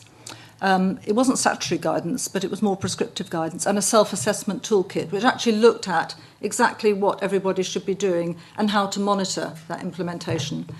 And you're right, ministers decided that they would have a particular focus on the 21 areas with the high and increasing rates, because we knew that if all areas were performing as as good as the top quartile, we would have actually been double our progress nationally. So they took a focus on the 21 high rate areas, and the senior people came in to meet ministers, and that really did, I think, turn things, because it became a strategic conversation and a senior leadership conversation, and it made things happen locally. And it also, I think, gave them the feeling that actually it could be done, and they got a lot of support to improve their performance. And interestingly, the few years after that, the rates in those areas did start to come down. So I think it was, if you could rely on everybody giving it an equal priority and everybody doing exactly what they should be doing, then you wouldn't need such a kind of strong hand at the top. But our experience was that actually that national performance management was quite critical to get local leadership really taking charge of it. Sorry, that was a long answer, but I just wanted to set it out for other members. If I just clarify on that, because I was looking through some of the guidelines that were suggested at a national level, so whether it's around access to contraception, targeted interventions for vulnerable groups, well-resourced youth services, and the broaden horizons and aspirations aspect. You want to do good quality PSHE within schools.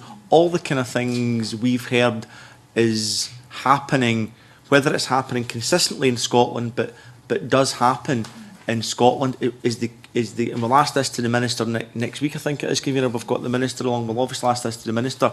Is the difference possibly that those who were performing more poorly were asked to explain in a supportive manner, I would hope, why they weren't performing, and then improvement programmes were put in place? Is that the key aspect to driving change? I think that in some of the areas who weren't performing well, they felt that high rates were inevitable, that it was something, it was part of the local culture. It had always been like that. And some of those areas had actually focused more on improving support for young parents rather than on prevention, because they thought there wasn't much they could do on prevention. And it was only when we actually reflected back to them similarly deprived areas which had made big progress on prevention that they started to think, oh, well, actually, maybe there is something we can do. So there was a kind of, it's just like that round here. It was quite a challenge. And then they learnt from other areas that had put things in place. So there was a lot of sharing of effective practice around PSHE and sex and relationships education programmes in schools, through to workforce training of youth workers and social workers and foster carers. And they started putting everything in place and having a performance monitoring system to measure what they were doing. And that I think, made the difference. That's very interesting. I have to say, to be fair to other witnesses we've had over the weeks, when we've spoken to people involved in local authorities where there's still very high prevalence of teenage pregnancies, whether it be Dundee or Fife, there does appear to be a real focus to address it. But that's quite interesting. Convener, I saw, I'm stepping in, Mark MacDonald, did you have a specific supplementary on? No, just flagging up that I wish to ask a question. Oh, right, sorry. My apologies. Can I ask the other witnesses then whether they believe there's a consistent approach to implementing a national teenage pregnancy strategy within Scotland? I don't really know is the answer. I think it's interesting to sit in the previous session. I think what's happening across Scotland is probably patchy. Our own research that we carried out in relation to health and respect, we had a comparison area there, and we know in that comparison area that they weren't delivering sex and relationships education to the same standard that the health and respect area was delivering it. And they also didn't have the same access to young people's sexual health services that were available in the health and respect area. So on the basis of that, and also I think research published by NHS Health Scotland, there is a patchiness to all of this. And I think that's inevitable, given that you know, people left with their own resources, their own approach.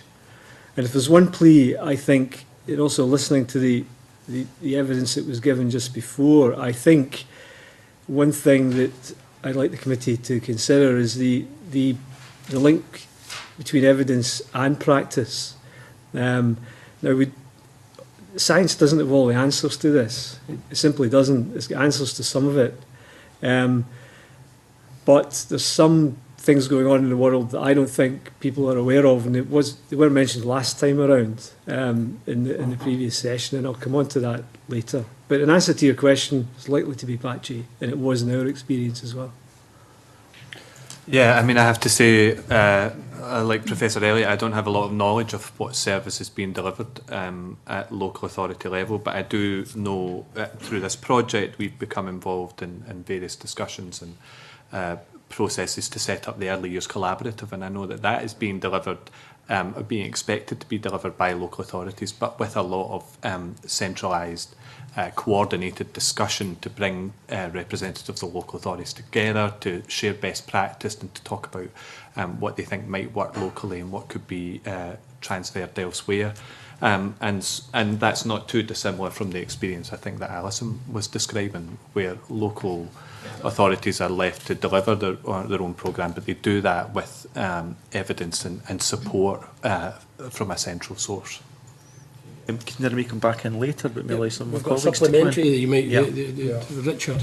What impressed me, Alison Hadley, about the system that I looked at in Oldham, which had initially some problems, but then actually really got to grips with it, with a number of things. One, there was a ministerial visit to Oldham, and I think they put it actually that the person in charge was called in. I mean, it was really, it sounded quite, but they were asked why they were not performing and what could be done to assist them to perform. The other thing that impressed me was that the data collection that they got going was not 2 years out of date. They actually collected their own data locally, and they had a whole strand. You know, the toolkit, which we don't seem to have in Scotland or we're not using, you know, had not just one strand, but really what you've described as a whole system approach. I had every single measure from terminations, repeat terminations, long-acting contraception, the use of condoms, the provision of them, the signposting. Absolutely every measure was listed there as to how they were performing. And they went beyond that to do it not just by postcode or by ward for the councillors, but also by school, so they can actually see competition. Now, you know, are any of the witnesses that we've now got here this afternoon, are they aware of what sort of data collection systems we have? Are they prescribed nationally in Scotland in the same way? Is there a toolkit in Scotland that works? Professor Elliott, yeah. Can I just respond to that? There are national data systems, yes. There's information collected through ISD on, as you know, teenage pregnancies. There's also very good surveys that are conducted in schools regularly that give you some indication as to the sexual attitudes, knowledge, etc. of school children, mainly in secondary school. There's fantastic longitudinal studies that are conducted and beginning to be conducted in Scotland, and you're probably well aware of those as well, that look at the health and social outcomes in young people and their families. And there's also databases and data collected routinely by health services and local councils at local area, and that's been gathered at national area as well, including some routine databases that are now beginning to be linked electronically. So there's a number of different resources around. I think my overall view is that these are not all coordinated. So there's not one single unit, single person, single government body that coordinates all of these data to give you as a committee a flavour of what might be happening in young people's health, including sexual health across Scotland. And that, you know, to be fair to NHS Health Scotland and ISD and other bodies, that question is being addressed at the moment. So, for instance, linking routine health data to big national surveys is currently in the remit of government at the moment, and civil service working behind the scenes to help that happen. Yeah, and actually, you know, the study that I managed, the Growing Up in Scotland study, we're actively undertaking that linkage, where we're matching the data collected via our survey on parents and their children to routine administrative data, not just on health, but actually on education as well. So we're linking to school records. But what I would qualify is that, yeah, we are actually pretty good in Scotland at linking up the central databases that we have. But lots of the data that would be useful for, particularly for local authorities to use to tell whether or not what they are doing is making a difference, is not available at local authority level. So we have fantastic data from ISD that's very detailed. But actually the survey data, you know, our own project, we can't produce local authority statistics on that. And most of the surveys that are run in schools or are run elsewhere don't have that capacity. So there is still a gap as far as local authority level data is concerned, but it is one that is being addressed and discussed and improved upon. I think it is a really, really important issue, this local self-assessment tool. I noticed in your briefing there was something referred to the Learning and Teaching Scotland publication, Reducing Teenage Pregnancy Guidance and Self-Assessment Tool. I don't know what, I'm afraid I didn't have a time to look at that. I don't know what the self-assessment tool there refers to and whether that has a data set that can be applied locally. What we found was that it was partly about looking at the ward data, it was looking at the data from schools, but it was also looking at monitoring the ingredients of protection that you were putting in. So it was actually for local areas to actually have a check on how many of their youth workers had been through the training programme they wanted to deliver to them, how many of the social workers and foster carers, so that it was sort of putting things into the pot as well as measuring the outputs. And that was a very effective way of saying, well, this is where we're not doing so well and we need to prioritise something in the next 6 months or over the next year.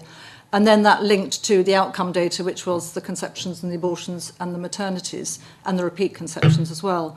The self-assessment toolkit I can send up to the committee so that you can have a look at it. And some people found it quite big and cumbersome to begin with. And didn't want to get bogged down in a room filling it all in while they should be getting on with the work. And so we actually sort of slimlined it into a sort of 2-page version, which I'll also send you.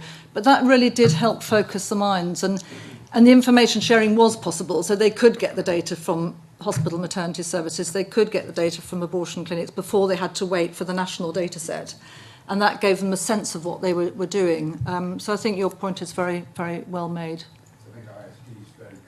Convener, but the problem is the data comes out a year, 18 months, 2 years after the event. And for local people knowing what they're going to do and how they're improving, it's really become very difficult. I think that's the point that Alison's making. So just, sorry, if I could just raise the Sex Education Forum, which is an umbrella organisation for about 63 different organisations involved in sex education that we supported through the strategy. They produced a really interesting SRE audit toolkit for schools to ask pupils to evaluate the SRE they were receiving, to have a sort of little improvement cycle within each school so that the pupils could actually say to the school, yes, this was good, this wasn't so good. Actually, issues for us now are X. Please, can you include that in our SRE? So it was asking pupils on a kind of rolling programme whether the SRE was meeting their needs, because we try and understand what young people are facing, but actually they are the only ones who are hearing the issues in their peer group. That wasn't a statutory requirement. Some schools have used it really well, others haven't, but it's another example of how you can have local monitoring that gets closer and closer to young people's experiences. MacDonald. Thank you, Convener. I've got a question, an initial question at least for each of the panellists, and then maybe follow-ups depending. The first one is to Alison Hadley. I had a read through of your submission, and one of the things which leapt out at me was on page 13, where you say, however, the 10-year timescale for the necessary shift in culture to tackle historically high rates may have been too ambitious, and then you say that at a local level, in some very high rate areas, the challenge of having rates seemed impossible and either demoralised or demotivated leaders and practitioners. I mean, I wonder if is that a problem of a sort of a centrally focused approach, as opposed to maybe working more closely with local organisations, local practitioners? How do you ensure that kind of effect doesn't happen when, you know, obviously the target setting is laudable and there's a reason behind it, but how do you ensure that you get the buy-in at a local level and that you don't effectively disenfranchise or demotivate the people who you are then entrusting to help you achieve that target? Yeah. I mean, all the local areas did sign up to the target. It wasn't a statutory requirement to do so. They did sign up to it. I think everybody thought at that time 10 years was quite a long way away, but actually it isn't that long a period to affect the kind of changes we were wanting. I don't think it was about a sort of top-down approach, because we had an awful lot of support for local areas. It wasn't a sort of a diktat and then nothing happened to support them. Actually, there was a regional structure and there was a lot of support for the local areas. I think this is my reflections, I think that perhaps we should have had a 10-year target at a slightly lower level, maybe 35%, and a 15-year target for 50%. I think if you set the target too far away, people think, oh, well, I won't be in my post by then, I don't need to bother. And it seems too remote. But I think possibly that it was over-ambitious for the 10 years. I think ambition was really important, though, because it was about, we've got to change this. You know, why should England be so out of line with other Western European countries? It wasn't fair to the young people that we really had to tackle this and not just sort of meddle around the edges. So the high ambition was very important. And I think the targets, local targets, were very important. But I think on reflection, we probably could have made them slightly lower and slightly more sort of achievable. But they had to be aspirational too. So it's getting that balance right. We have actually had data out today, actually, which I gather is showing another quite big drop. So, and that was for the 2011 data. So maybe we weren't sort of so off the ambition, but it was challenging for a lot of local areas. We as a committee are about to launch a major inquiry into health inequalities, and I think some of the evidence that is certainly coming through on this topic is that the issues that feed into health inequalities and feed into issues like teenage pregnancy are much bigger and much wider than perhaps had previously been given credit for. And do you think that enough was done to look at maybe the as you say, the wider cultural factors that influence teenage pregnancy, rather than simply viewing it as a sexual health issue when there is so much else that feeds into that beyond it? I don't think we did view it just as a sexual health issue. I think that the difference actually for this strategy, as from previous attempts in England, which had been done under the Health of the Nation target, which again was actually under 16s, was very much a health approach. This, I think, was the first strategy that did look very broadly, and it looked at the underlying issues affecting young people's decision-making and abilities to make informed choices. So it absolutely wasn't a single-agency approach.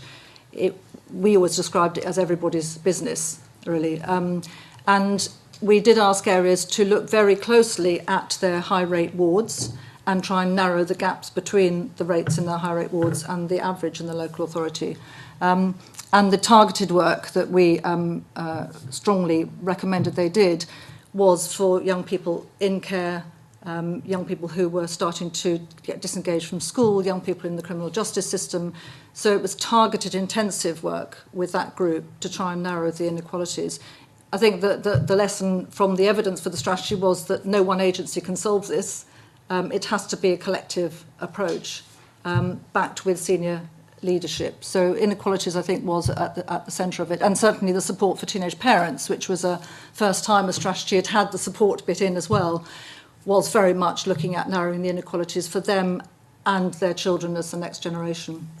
I know you also spoke about the media message and ensuring that the media were on board with the work that was being done, and certainly some of the coverage that this committee has recently received has erred towards all children are going to get free contraception handed out to them in schools that perhaps doesn't reflect some of the work that's being done. So is your view from the experience south of the border that the media are receptive to this issue if you approach it in the right way? Or I think that they certainly are, and I think the debate has changed quite a lot over the last 10 years. I mean, occasionally you still get sex lessons for 5-year-olds headline somewhere, but nothing like we used to.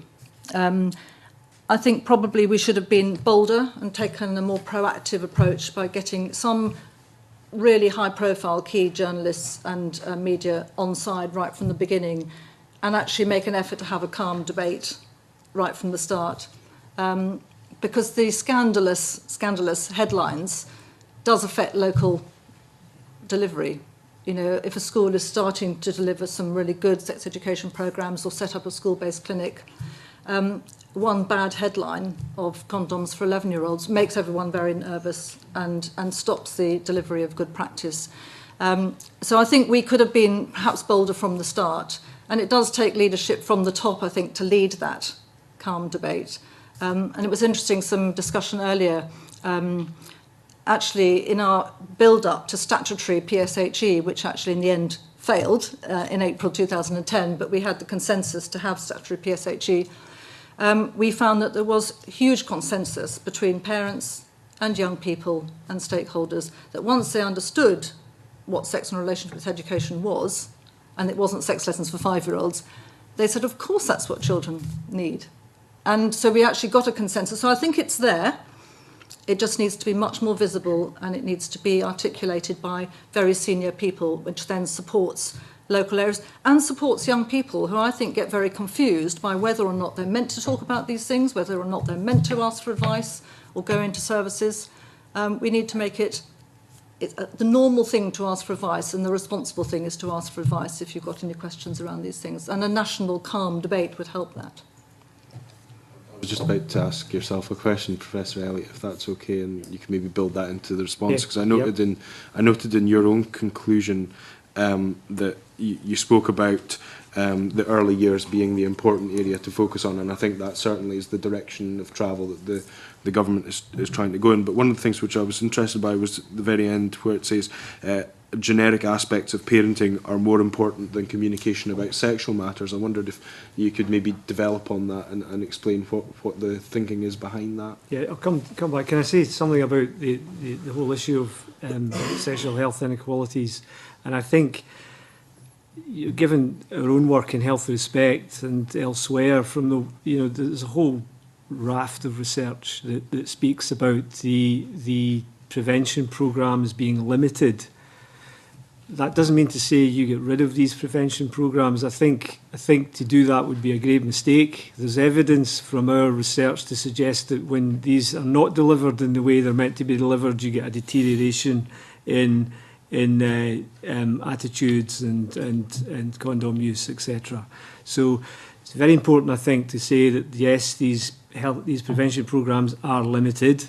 Yes, they have to be delivered properly and all the rest of it, but do not get rid of these, otherwise you will be faced a couple of years down the line with a very big problem at that level. What we discovered in our research and is this idea of, do these things have an impact on health inequalities? No, they certainly didn't, as far as we were concerned. And that then left us to wonder and ponder about then what next, which comes to your question about, where do we move forward from these big generic health programmes? And there's an emerging evidence base that suggests that we should be moving towards earlier intervention, okay? And there's a number of programmes. There's a really good review that was published by the MRC Collaboration for Public Health and Policy 2011. And I'll give you an example of a couple of projects that have been fairly well researched. One is the Seattle Social Development Project, and it's geared towards teenagers, and it's about improving young people's social competence, all the things that you heard in the last session about, life skills, about making people better citizens, and importantly involving parents in all of that. One of the things that we found was that parents weren't really engaged in Health Respect, and parents, even in these projects, roughly about 43% of parents will engage in them. So there's problems with some of them, but the Seattle Social Development Project will have long-term impacts. This is recent research on sexual activity, sexual risk, and even things like heavy drinking. And the heavy drinking bit's important because what I think these new generic programs are doing is that they tend to target an array of health outcomes. They don't all do all of the same things. So, for instance, there's not one program that will reduce drug use, sexual health problems, and alcohol and smoking. Some of them have differential effects over these outcomes.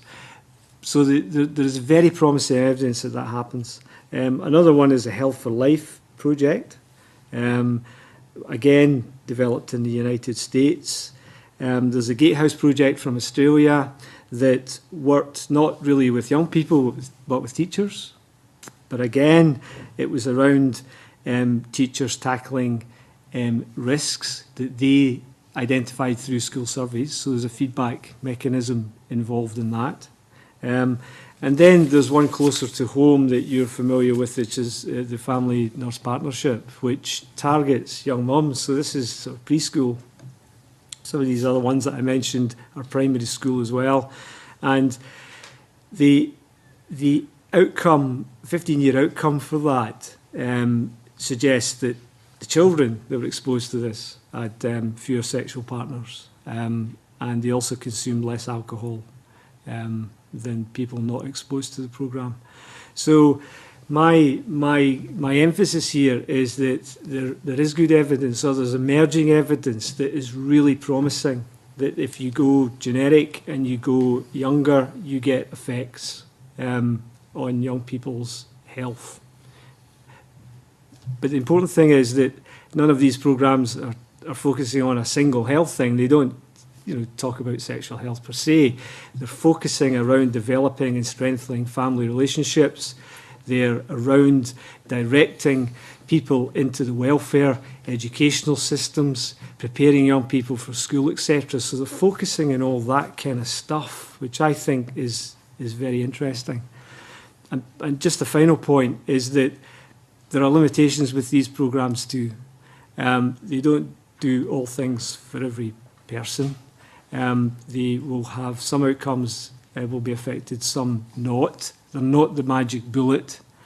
And therefore, I think when the committee comes to sum up the evidence and make recommendations, say, for a strategy, it's about thinking about which part of the strategy will be tackling which health outcome, educational outcome, social outcome is really important. And then linking that back as we opened the discussion on the evidence available in Scotland to trace these things over time. So limits with all of these things, yes. I would say to any agency that's operating, whether it's the NHS, local authorities, etc., know your limitations, know where you're likely to have that impact, and assess your goals according to that impact, and don't go chasing rainbows. And finally, Convener, if I may, to Mr. Bradshaw, I note again in your conclusion, say teenage parents are more wary of formal support services and more reluctant to use them than older mothers. And these trends have significant implications for the delivery of parenting support for young mothers. So building on the evidence that Professor Elliott has given us around generic parenting support being something that we should focus on, your evidence would appear to indicate that there's a difficulty in delivery of that through perhaps what we term as traditional models, and wonder where you would recommend we look either for best practice or alternative approaches. Sure, yeah. I mean, what we certainly do find is that there are quite distinct attitudes amongst the youngest groups of parents on how they prefer to receive support and advice, or what sorts of sources they use for that support and advice. And that's in relation to, can be in relation to general information and advice about parenting, or specific advice about their child's health or their child's behaviour. Or, for example, some of the strongest finds we have are around antenatal education. Young mums are significantly less likely, by quite a large margin, to attend antenatal classes. And when we ask them why, it was around the class and group format, which they don't like. Actually, if you ask them that in relation to other aspects of parenting advice and support, they don't like it for anything particularly. So it is important, and what Laurie has demonstrated is that there are a wide range of programmes available, and they can be delivered in different ways, meeting different needs, using different resources, on a one-to-one basis or on a small group basis. So I think it's definitely important that we recognise that one size does not fit all, including and specifically amongst parents under 20. You know, the family nurse partnership isn't going to be the solution for all of our young mums, for example. What I do know in terms of pointing you in the direction of evidence that exists, you know, I think probably the paper that Laurie's mentioned, produced by MRC, is a good starting point. There's been some work undertaken as part of the Early Years Task Force subgroups on effective interventions. I think that's a paper produced by Health Scotland, which has looked at a range of parenting programmes. Some of them are focused on addressing social, emotional, behavioural development. But again, in addressing these issues for children, it is likely to have an impact on other aspects of their lives, including probably on the risk of teenage pregnancy at a later stage. Yes. Can I come in, just on after those points, because I think that there is a danger, and I'm not suggesting you're implying this at all, that that people are still looking for this sort of single silver bullet solution, that there is something somewhere in the world that will be developed to do what needs to be done. And I think that there is always learning to be had and to be built on. But I think what we mustn't forget, and certainly this is true in England, is that we haven't yet implemented the universal bits that need to be implemented. So, for example, in England we don't have statutory PSHE, and that young people consistently say that in schools they don't get what they need. On the young parent side, we know that a lot of midwives just don't get it right with young parents. There's something about the environment they're receiving them into. They seem to portray a slightly judgmental approach, even though they may not want to. The health visitors similarly, they don't give a chair to the young father. There are some very basic things in the universal mainstream services that we need to get right, which could make quite a difference. And then on top of that, the targeted interventions for the very vulnerable young people need to be sort of overlaid. But I think there is a danger sometimes to forget that we haven't got the main building blocks in place for all young people in the universal system on prevention or support. And we mustn't sort of forget that's the big question, so that everyone gets what they need, and then you do the targeted work on top. Otherwise, I think we're in danger of sort of chasing the thing that's going to make the difference in the end, and I'm not sure we're ever going to quite find it. And certainly with young parents, there are some fantastic examples of teenage parent specialist midwives who've got really good engagement from young parents in antenatal care, and with young fathers as well. Children's centres in England who are trying to get everything in a one-stop shop, a bit like the Oldham model, where the antenatal care is done there, the young parents meet, the education and training people come along, there's a social worker there, there's a counsellor and mental health people. It's all in one place, and the young parents feel they trust it and they're confident to use it. So, to use that sort of term that I don't like very much, but it isn't kind of rocket science in many ways. It is actually getting the basics right that I think we really need to concentrate on, and then look for the learning for the work with the most vulnerable young people to add to that. I suppose that's a challenge for the committee. It's a rhetorical question to you. So, I mean, there is a challenge here in terms of, I think we do recognise that we never reached the target of lowering that teenage pregnancy. Much progress has been made. In certain groups, not as much progress. We know that there's been a patchy response. We know that one deprived area can have double the teenage pregnancies from another deprived area. And we're moving on. We're moving on now to invest a lot of money in the early years and etc., which is everybody puts the caveat in that it's not a silver bullet, but we talk about it as if that's the solution. Now, how do we, I suppose the challenge is, how do we move to these other ideas? Where is the evidence? When the first part of the job has not been completed, at least in the limits of this inquiry. And how do we, should we agree at this point to shift that money away from this area, which is incomplete, to an area which is, at this stage, not evidence-based, but requires an intensive amount of money over a long period of time to achieve results, even on the limited evidence. So should we be changing strategy, or should we be taking Alison's caution here and saying there's a job still to be completed here before we move on to invest heavily in other areas? I guess I was saying it's a twin-track approach. I know money is... But in politics and budgets, they're not a twin track. But it was interesting. Not the reality.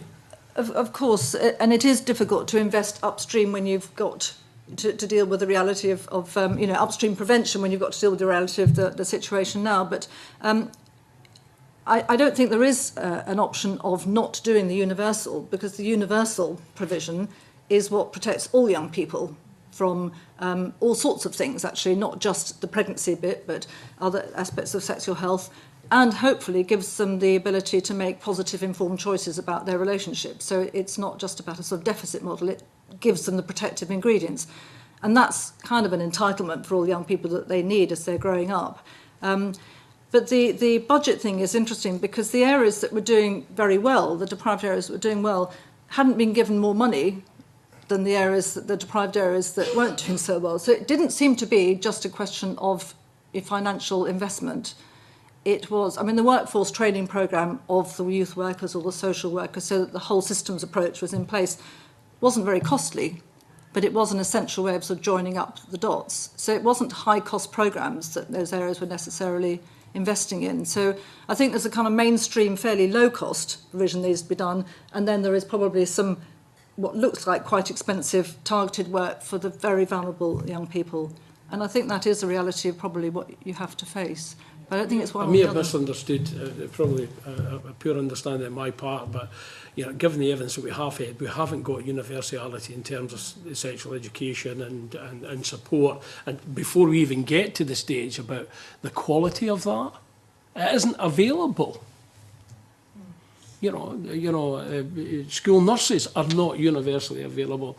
Projects that we have visited for support of young mothers in Glasgow and Dundee are exceptional in that they're in cities, and so other young mothers in that situation, these facilities are not available for them. So there is a challenge for the evidence that we've had and the general point that you make.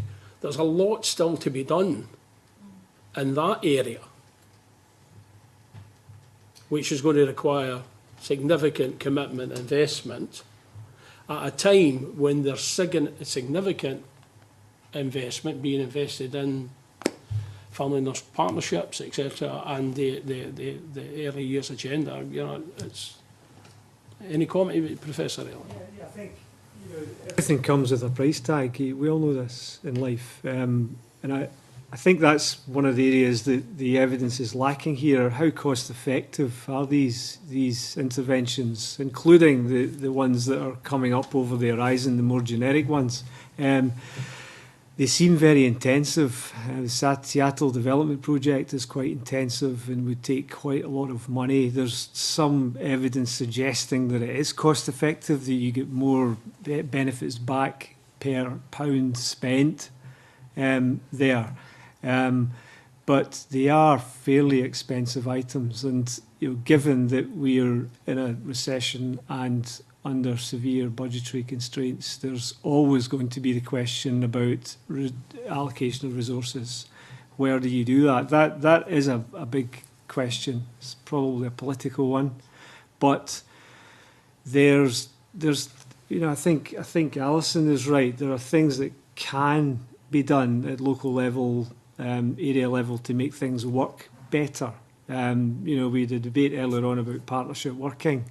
Some of our research suggests that when you get partnerships going, there are mutual benefits and synergistic benefits. So, for instance, referring young people to specialist services, sexual health is one of them, working better with young people and so forth. And some of that need not be a big price ticket. Some of that's about getting people to work better together, to break down the barriers to working together and so forth. And when that happens, you can see some benefits there. The ultimate question, I think, is, how do we make all young people more middle class in life? And that is about redistributing wealth.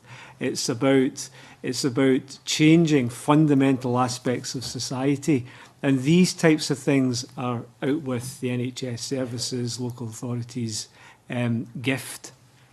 And that is probably the big question, and lies more at a parliamentary UK, European level. So there are issues around that. There's resource issues. I agree with you. It's not easy. But I think Alison is right. There are things that you can do to make things work better, if that's what you want to do at a more local level, and get the minimum in that needs to be there. And if possible, build on these more expensive interventions. And I know that the family nurse partnership is being rolled out across Scotland. The evidence suggests that would be a reasonably good thing to do. But that's intensive as well in relation to time and money. So I don't really have the answer as to what you should be doing. I think that'll be governed politically. The evidence isn't there to support you, I'm afraid, and it will come down to arguing for resources in any forum that has that clout. Ardy has told us that local government can address inequalities, in a very specific way, and targeting, a universal provision, plus targeting, which will reduce inequalities, and those affected, if they prevent that early childbirth or a second birth, well, they're tackling inequalities at local government level that we've heard.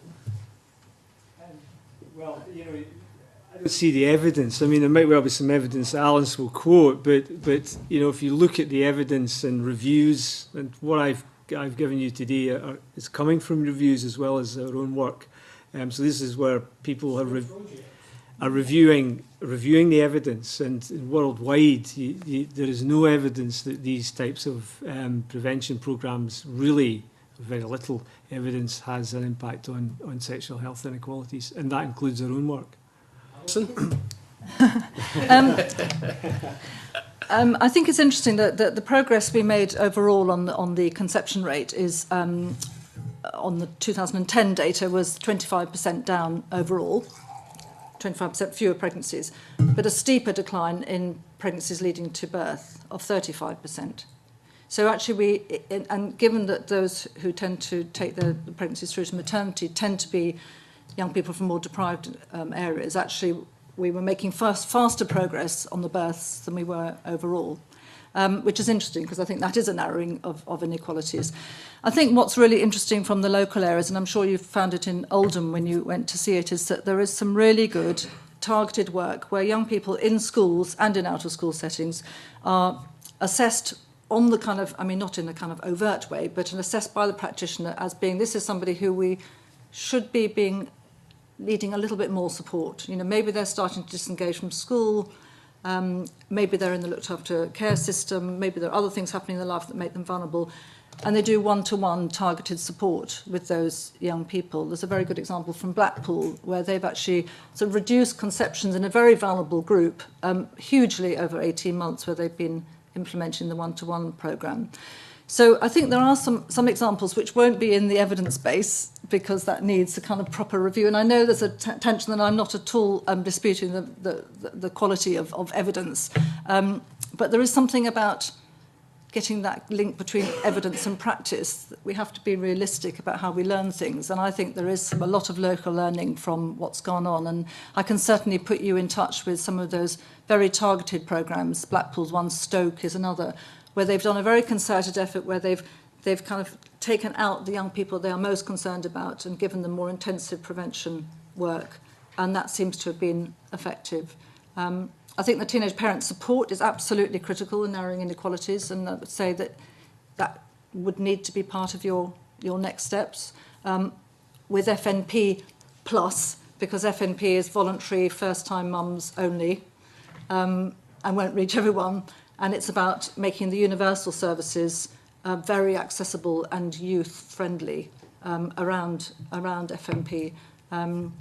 And that will narrow your inequalities for the next generation as well as for the young parents themselves. So I think there is learning there to be shared, plus more that will come out of the reviews and the evidence from across the world. So I don't think we should wait for that. I think we should get on with what we know.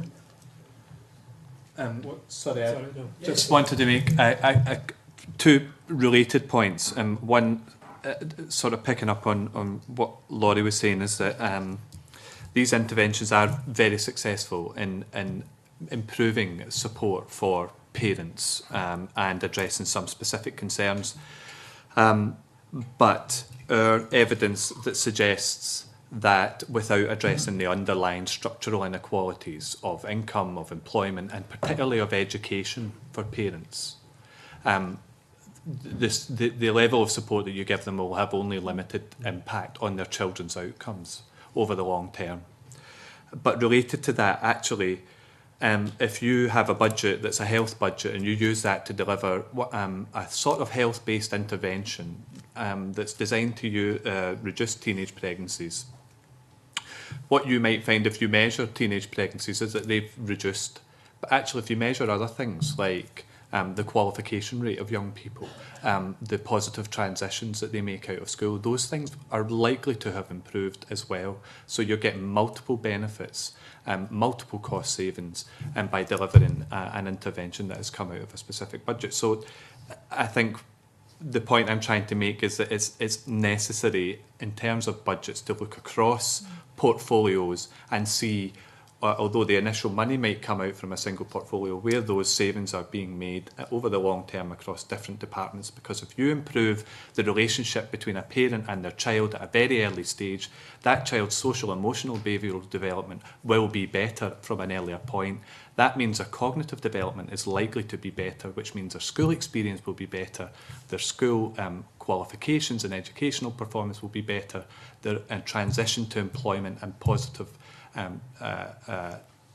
futures will be better over the long term, and it's necessary therefore to take that much broader picture when talking about these issues. I would remind you we're dealing with the health remit and not all of the other portfolios, although at least in the health portfolio there is a target, a top target to reduce inequalities, and I take your point, that's not always reflected in all of the other portfolios. So that we're looking at this, and we will be looking in a broader sense at health inequalities, but we are aware of even the evidence that we've heard at this stage that this is rather limited in regard to all of the other portfolios and priorities of government. Professor Elliott, you want just to make the one simple point, the evidence that I'm talking about is peer-reviewed evidence. It's there in the scientific journals. It's based on research evidence and not, anything else. So, what I've said today is firmly based in that. So, Small numbers of people. In America, in some Australia. of the research, that I've quoted here is based on thousands. I mean, the research that we undertook in Health Respect included 5,000 young people.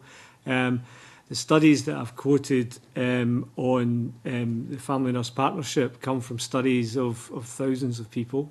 They're big randomised controlled trials or quasi-experimental trials. So it's the best kind of evidence that you can get to suggest whether something is working or isn't working or shows some promise.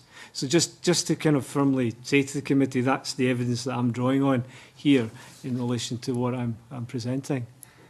I accept that, of course. You were indicating it was there were signs of good practice, and you seem to be, sort of. I forget the precise words you use. But yeah, I'd say that they're promising. And they're promising because they haven't been on the go all that long in comparison to, say, sex education studies that have been going, for the last 20 years. And because they're so large, they aren't funded to the same extent. You'll get 1 or 2 popping up in each country, more in America because their funding's a lot better. But they're based on fairly large randomised controlled trials, and they're in the peer-reviewed academic journals. So the evidence base is not too bad where it exists. The effects are limited. Okay, just to clarify. Yes. Sorry. No, quite right. Is there any other questions from committee members? No other questions? Yes, please.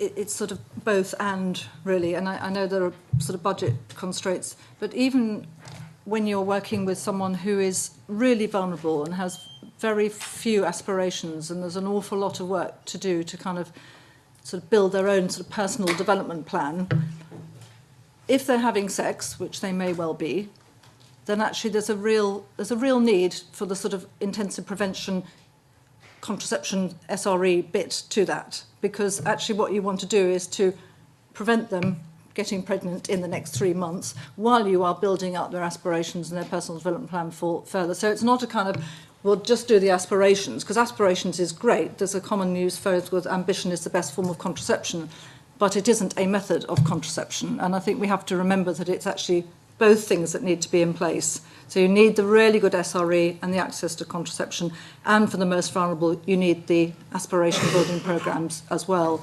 So I think it's there's always a slight risk to, if we got everything right, if we got the sort of underbelly of everything sorted out, then we'd reach where we wanted to get to. But I think it's a sort of twin track approach that we need. And I do think that the issue of sex and Britain is particular, and we don't find it very easy to talk about things. Young people still say it feels very stigmatising to go and ask for sexual health advice. We're not quite sure whether we should or we shouldn't.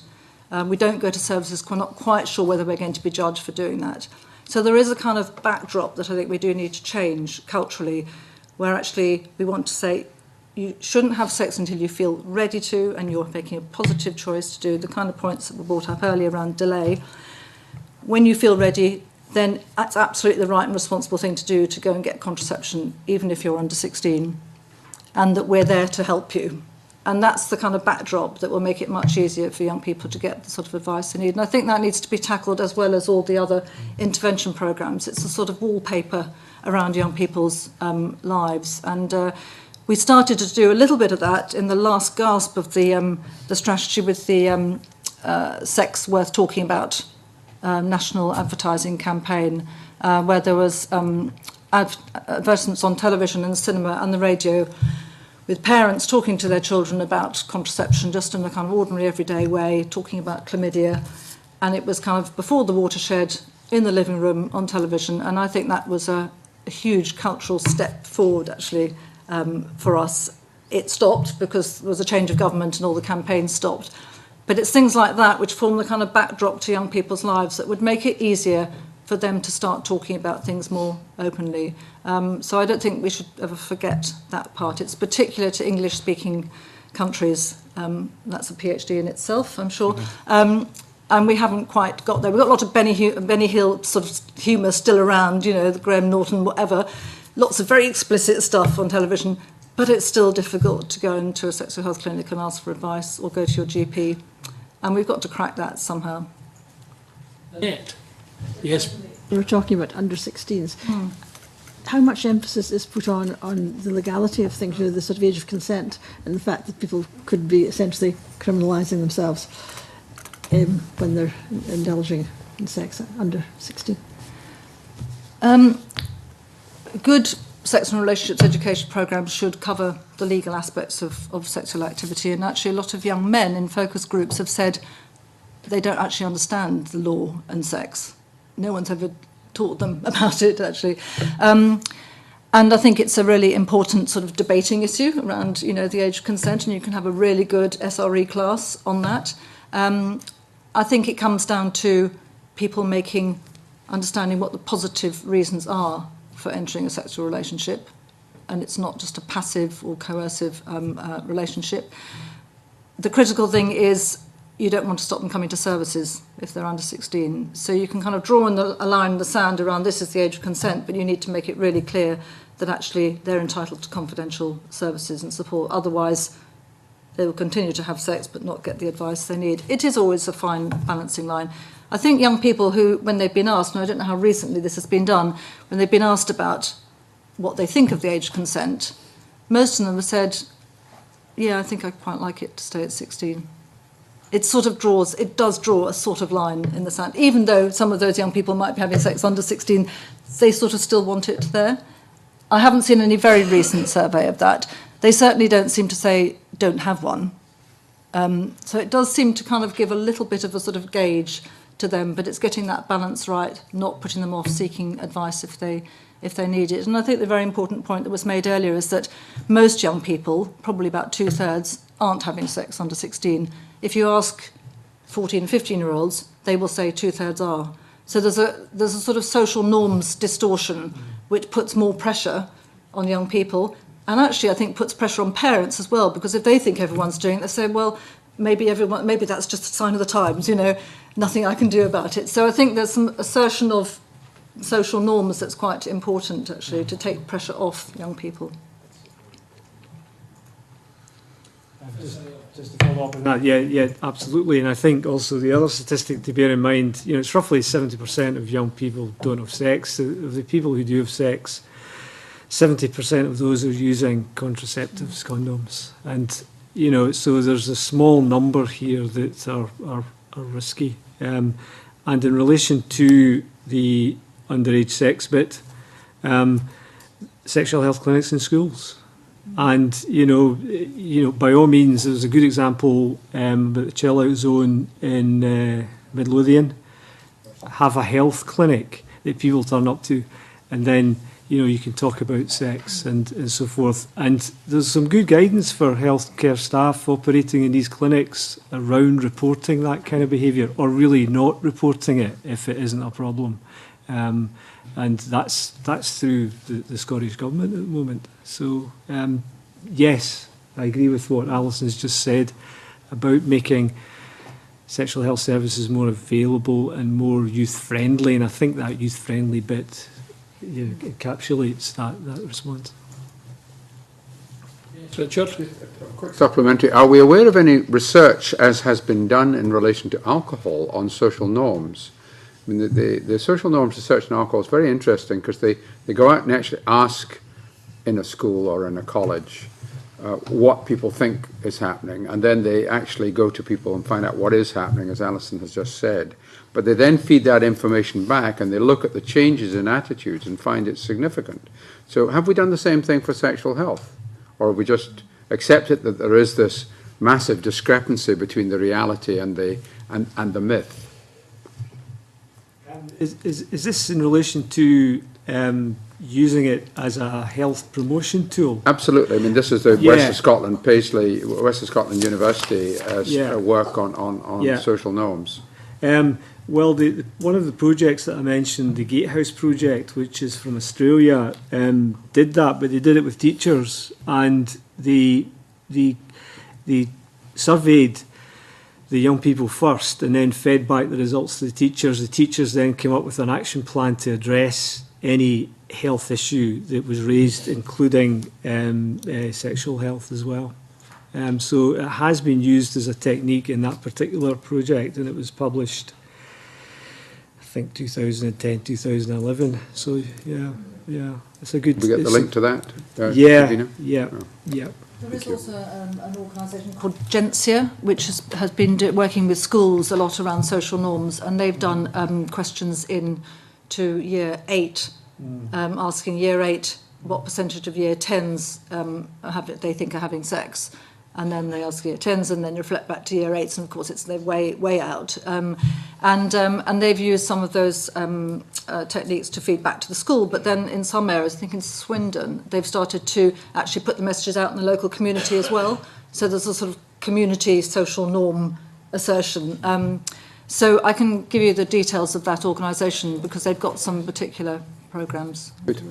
Yes, of course. There is a new trial being funded in Scotland from the National Institute of Health Research. I'm a collaborator in that. It's been led by the MRC Social and Public Health Sciences Unit in Glasgow, and it's using a gatehouse type initiative to improve the mental well-being, social well-being of young people. And I can give you the link to that project as well. It's just started and won't report for a couple of years.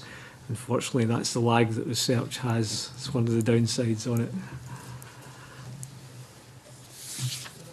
No other questions? I mean, I'll give the witnesses with us this morning if there were areas that haven't been covered that you want to place on the record. We've got time to do that now, if you wish.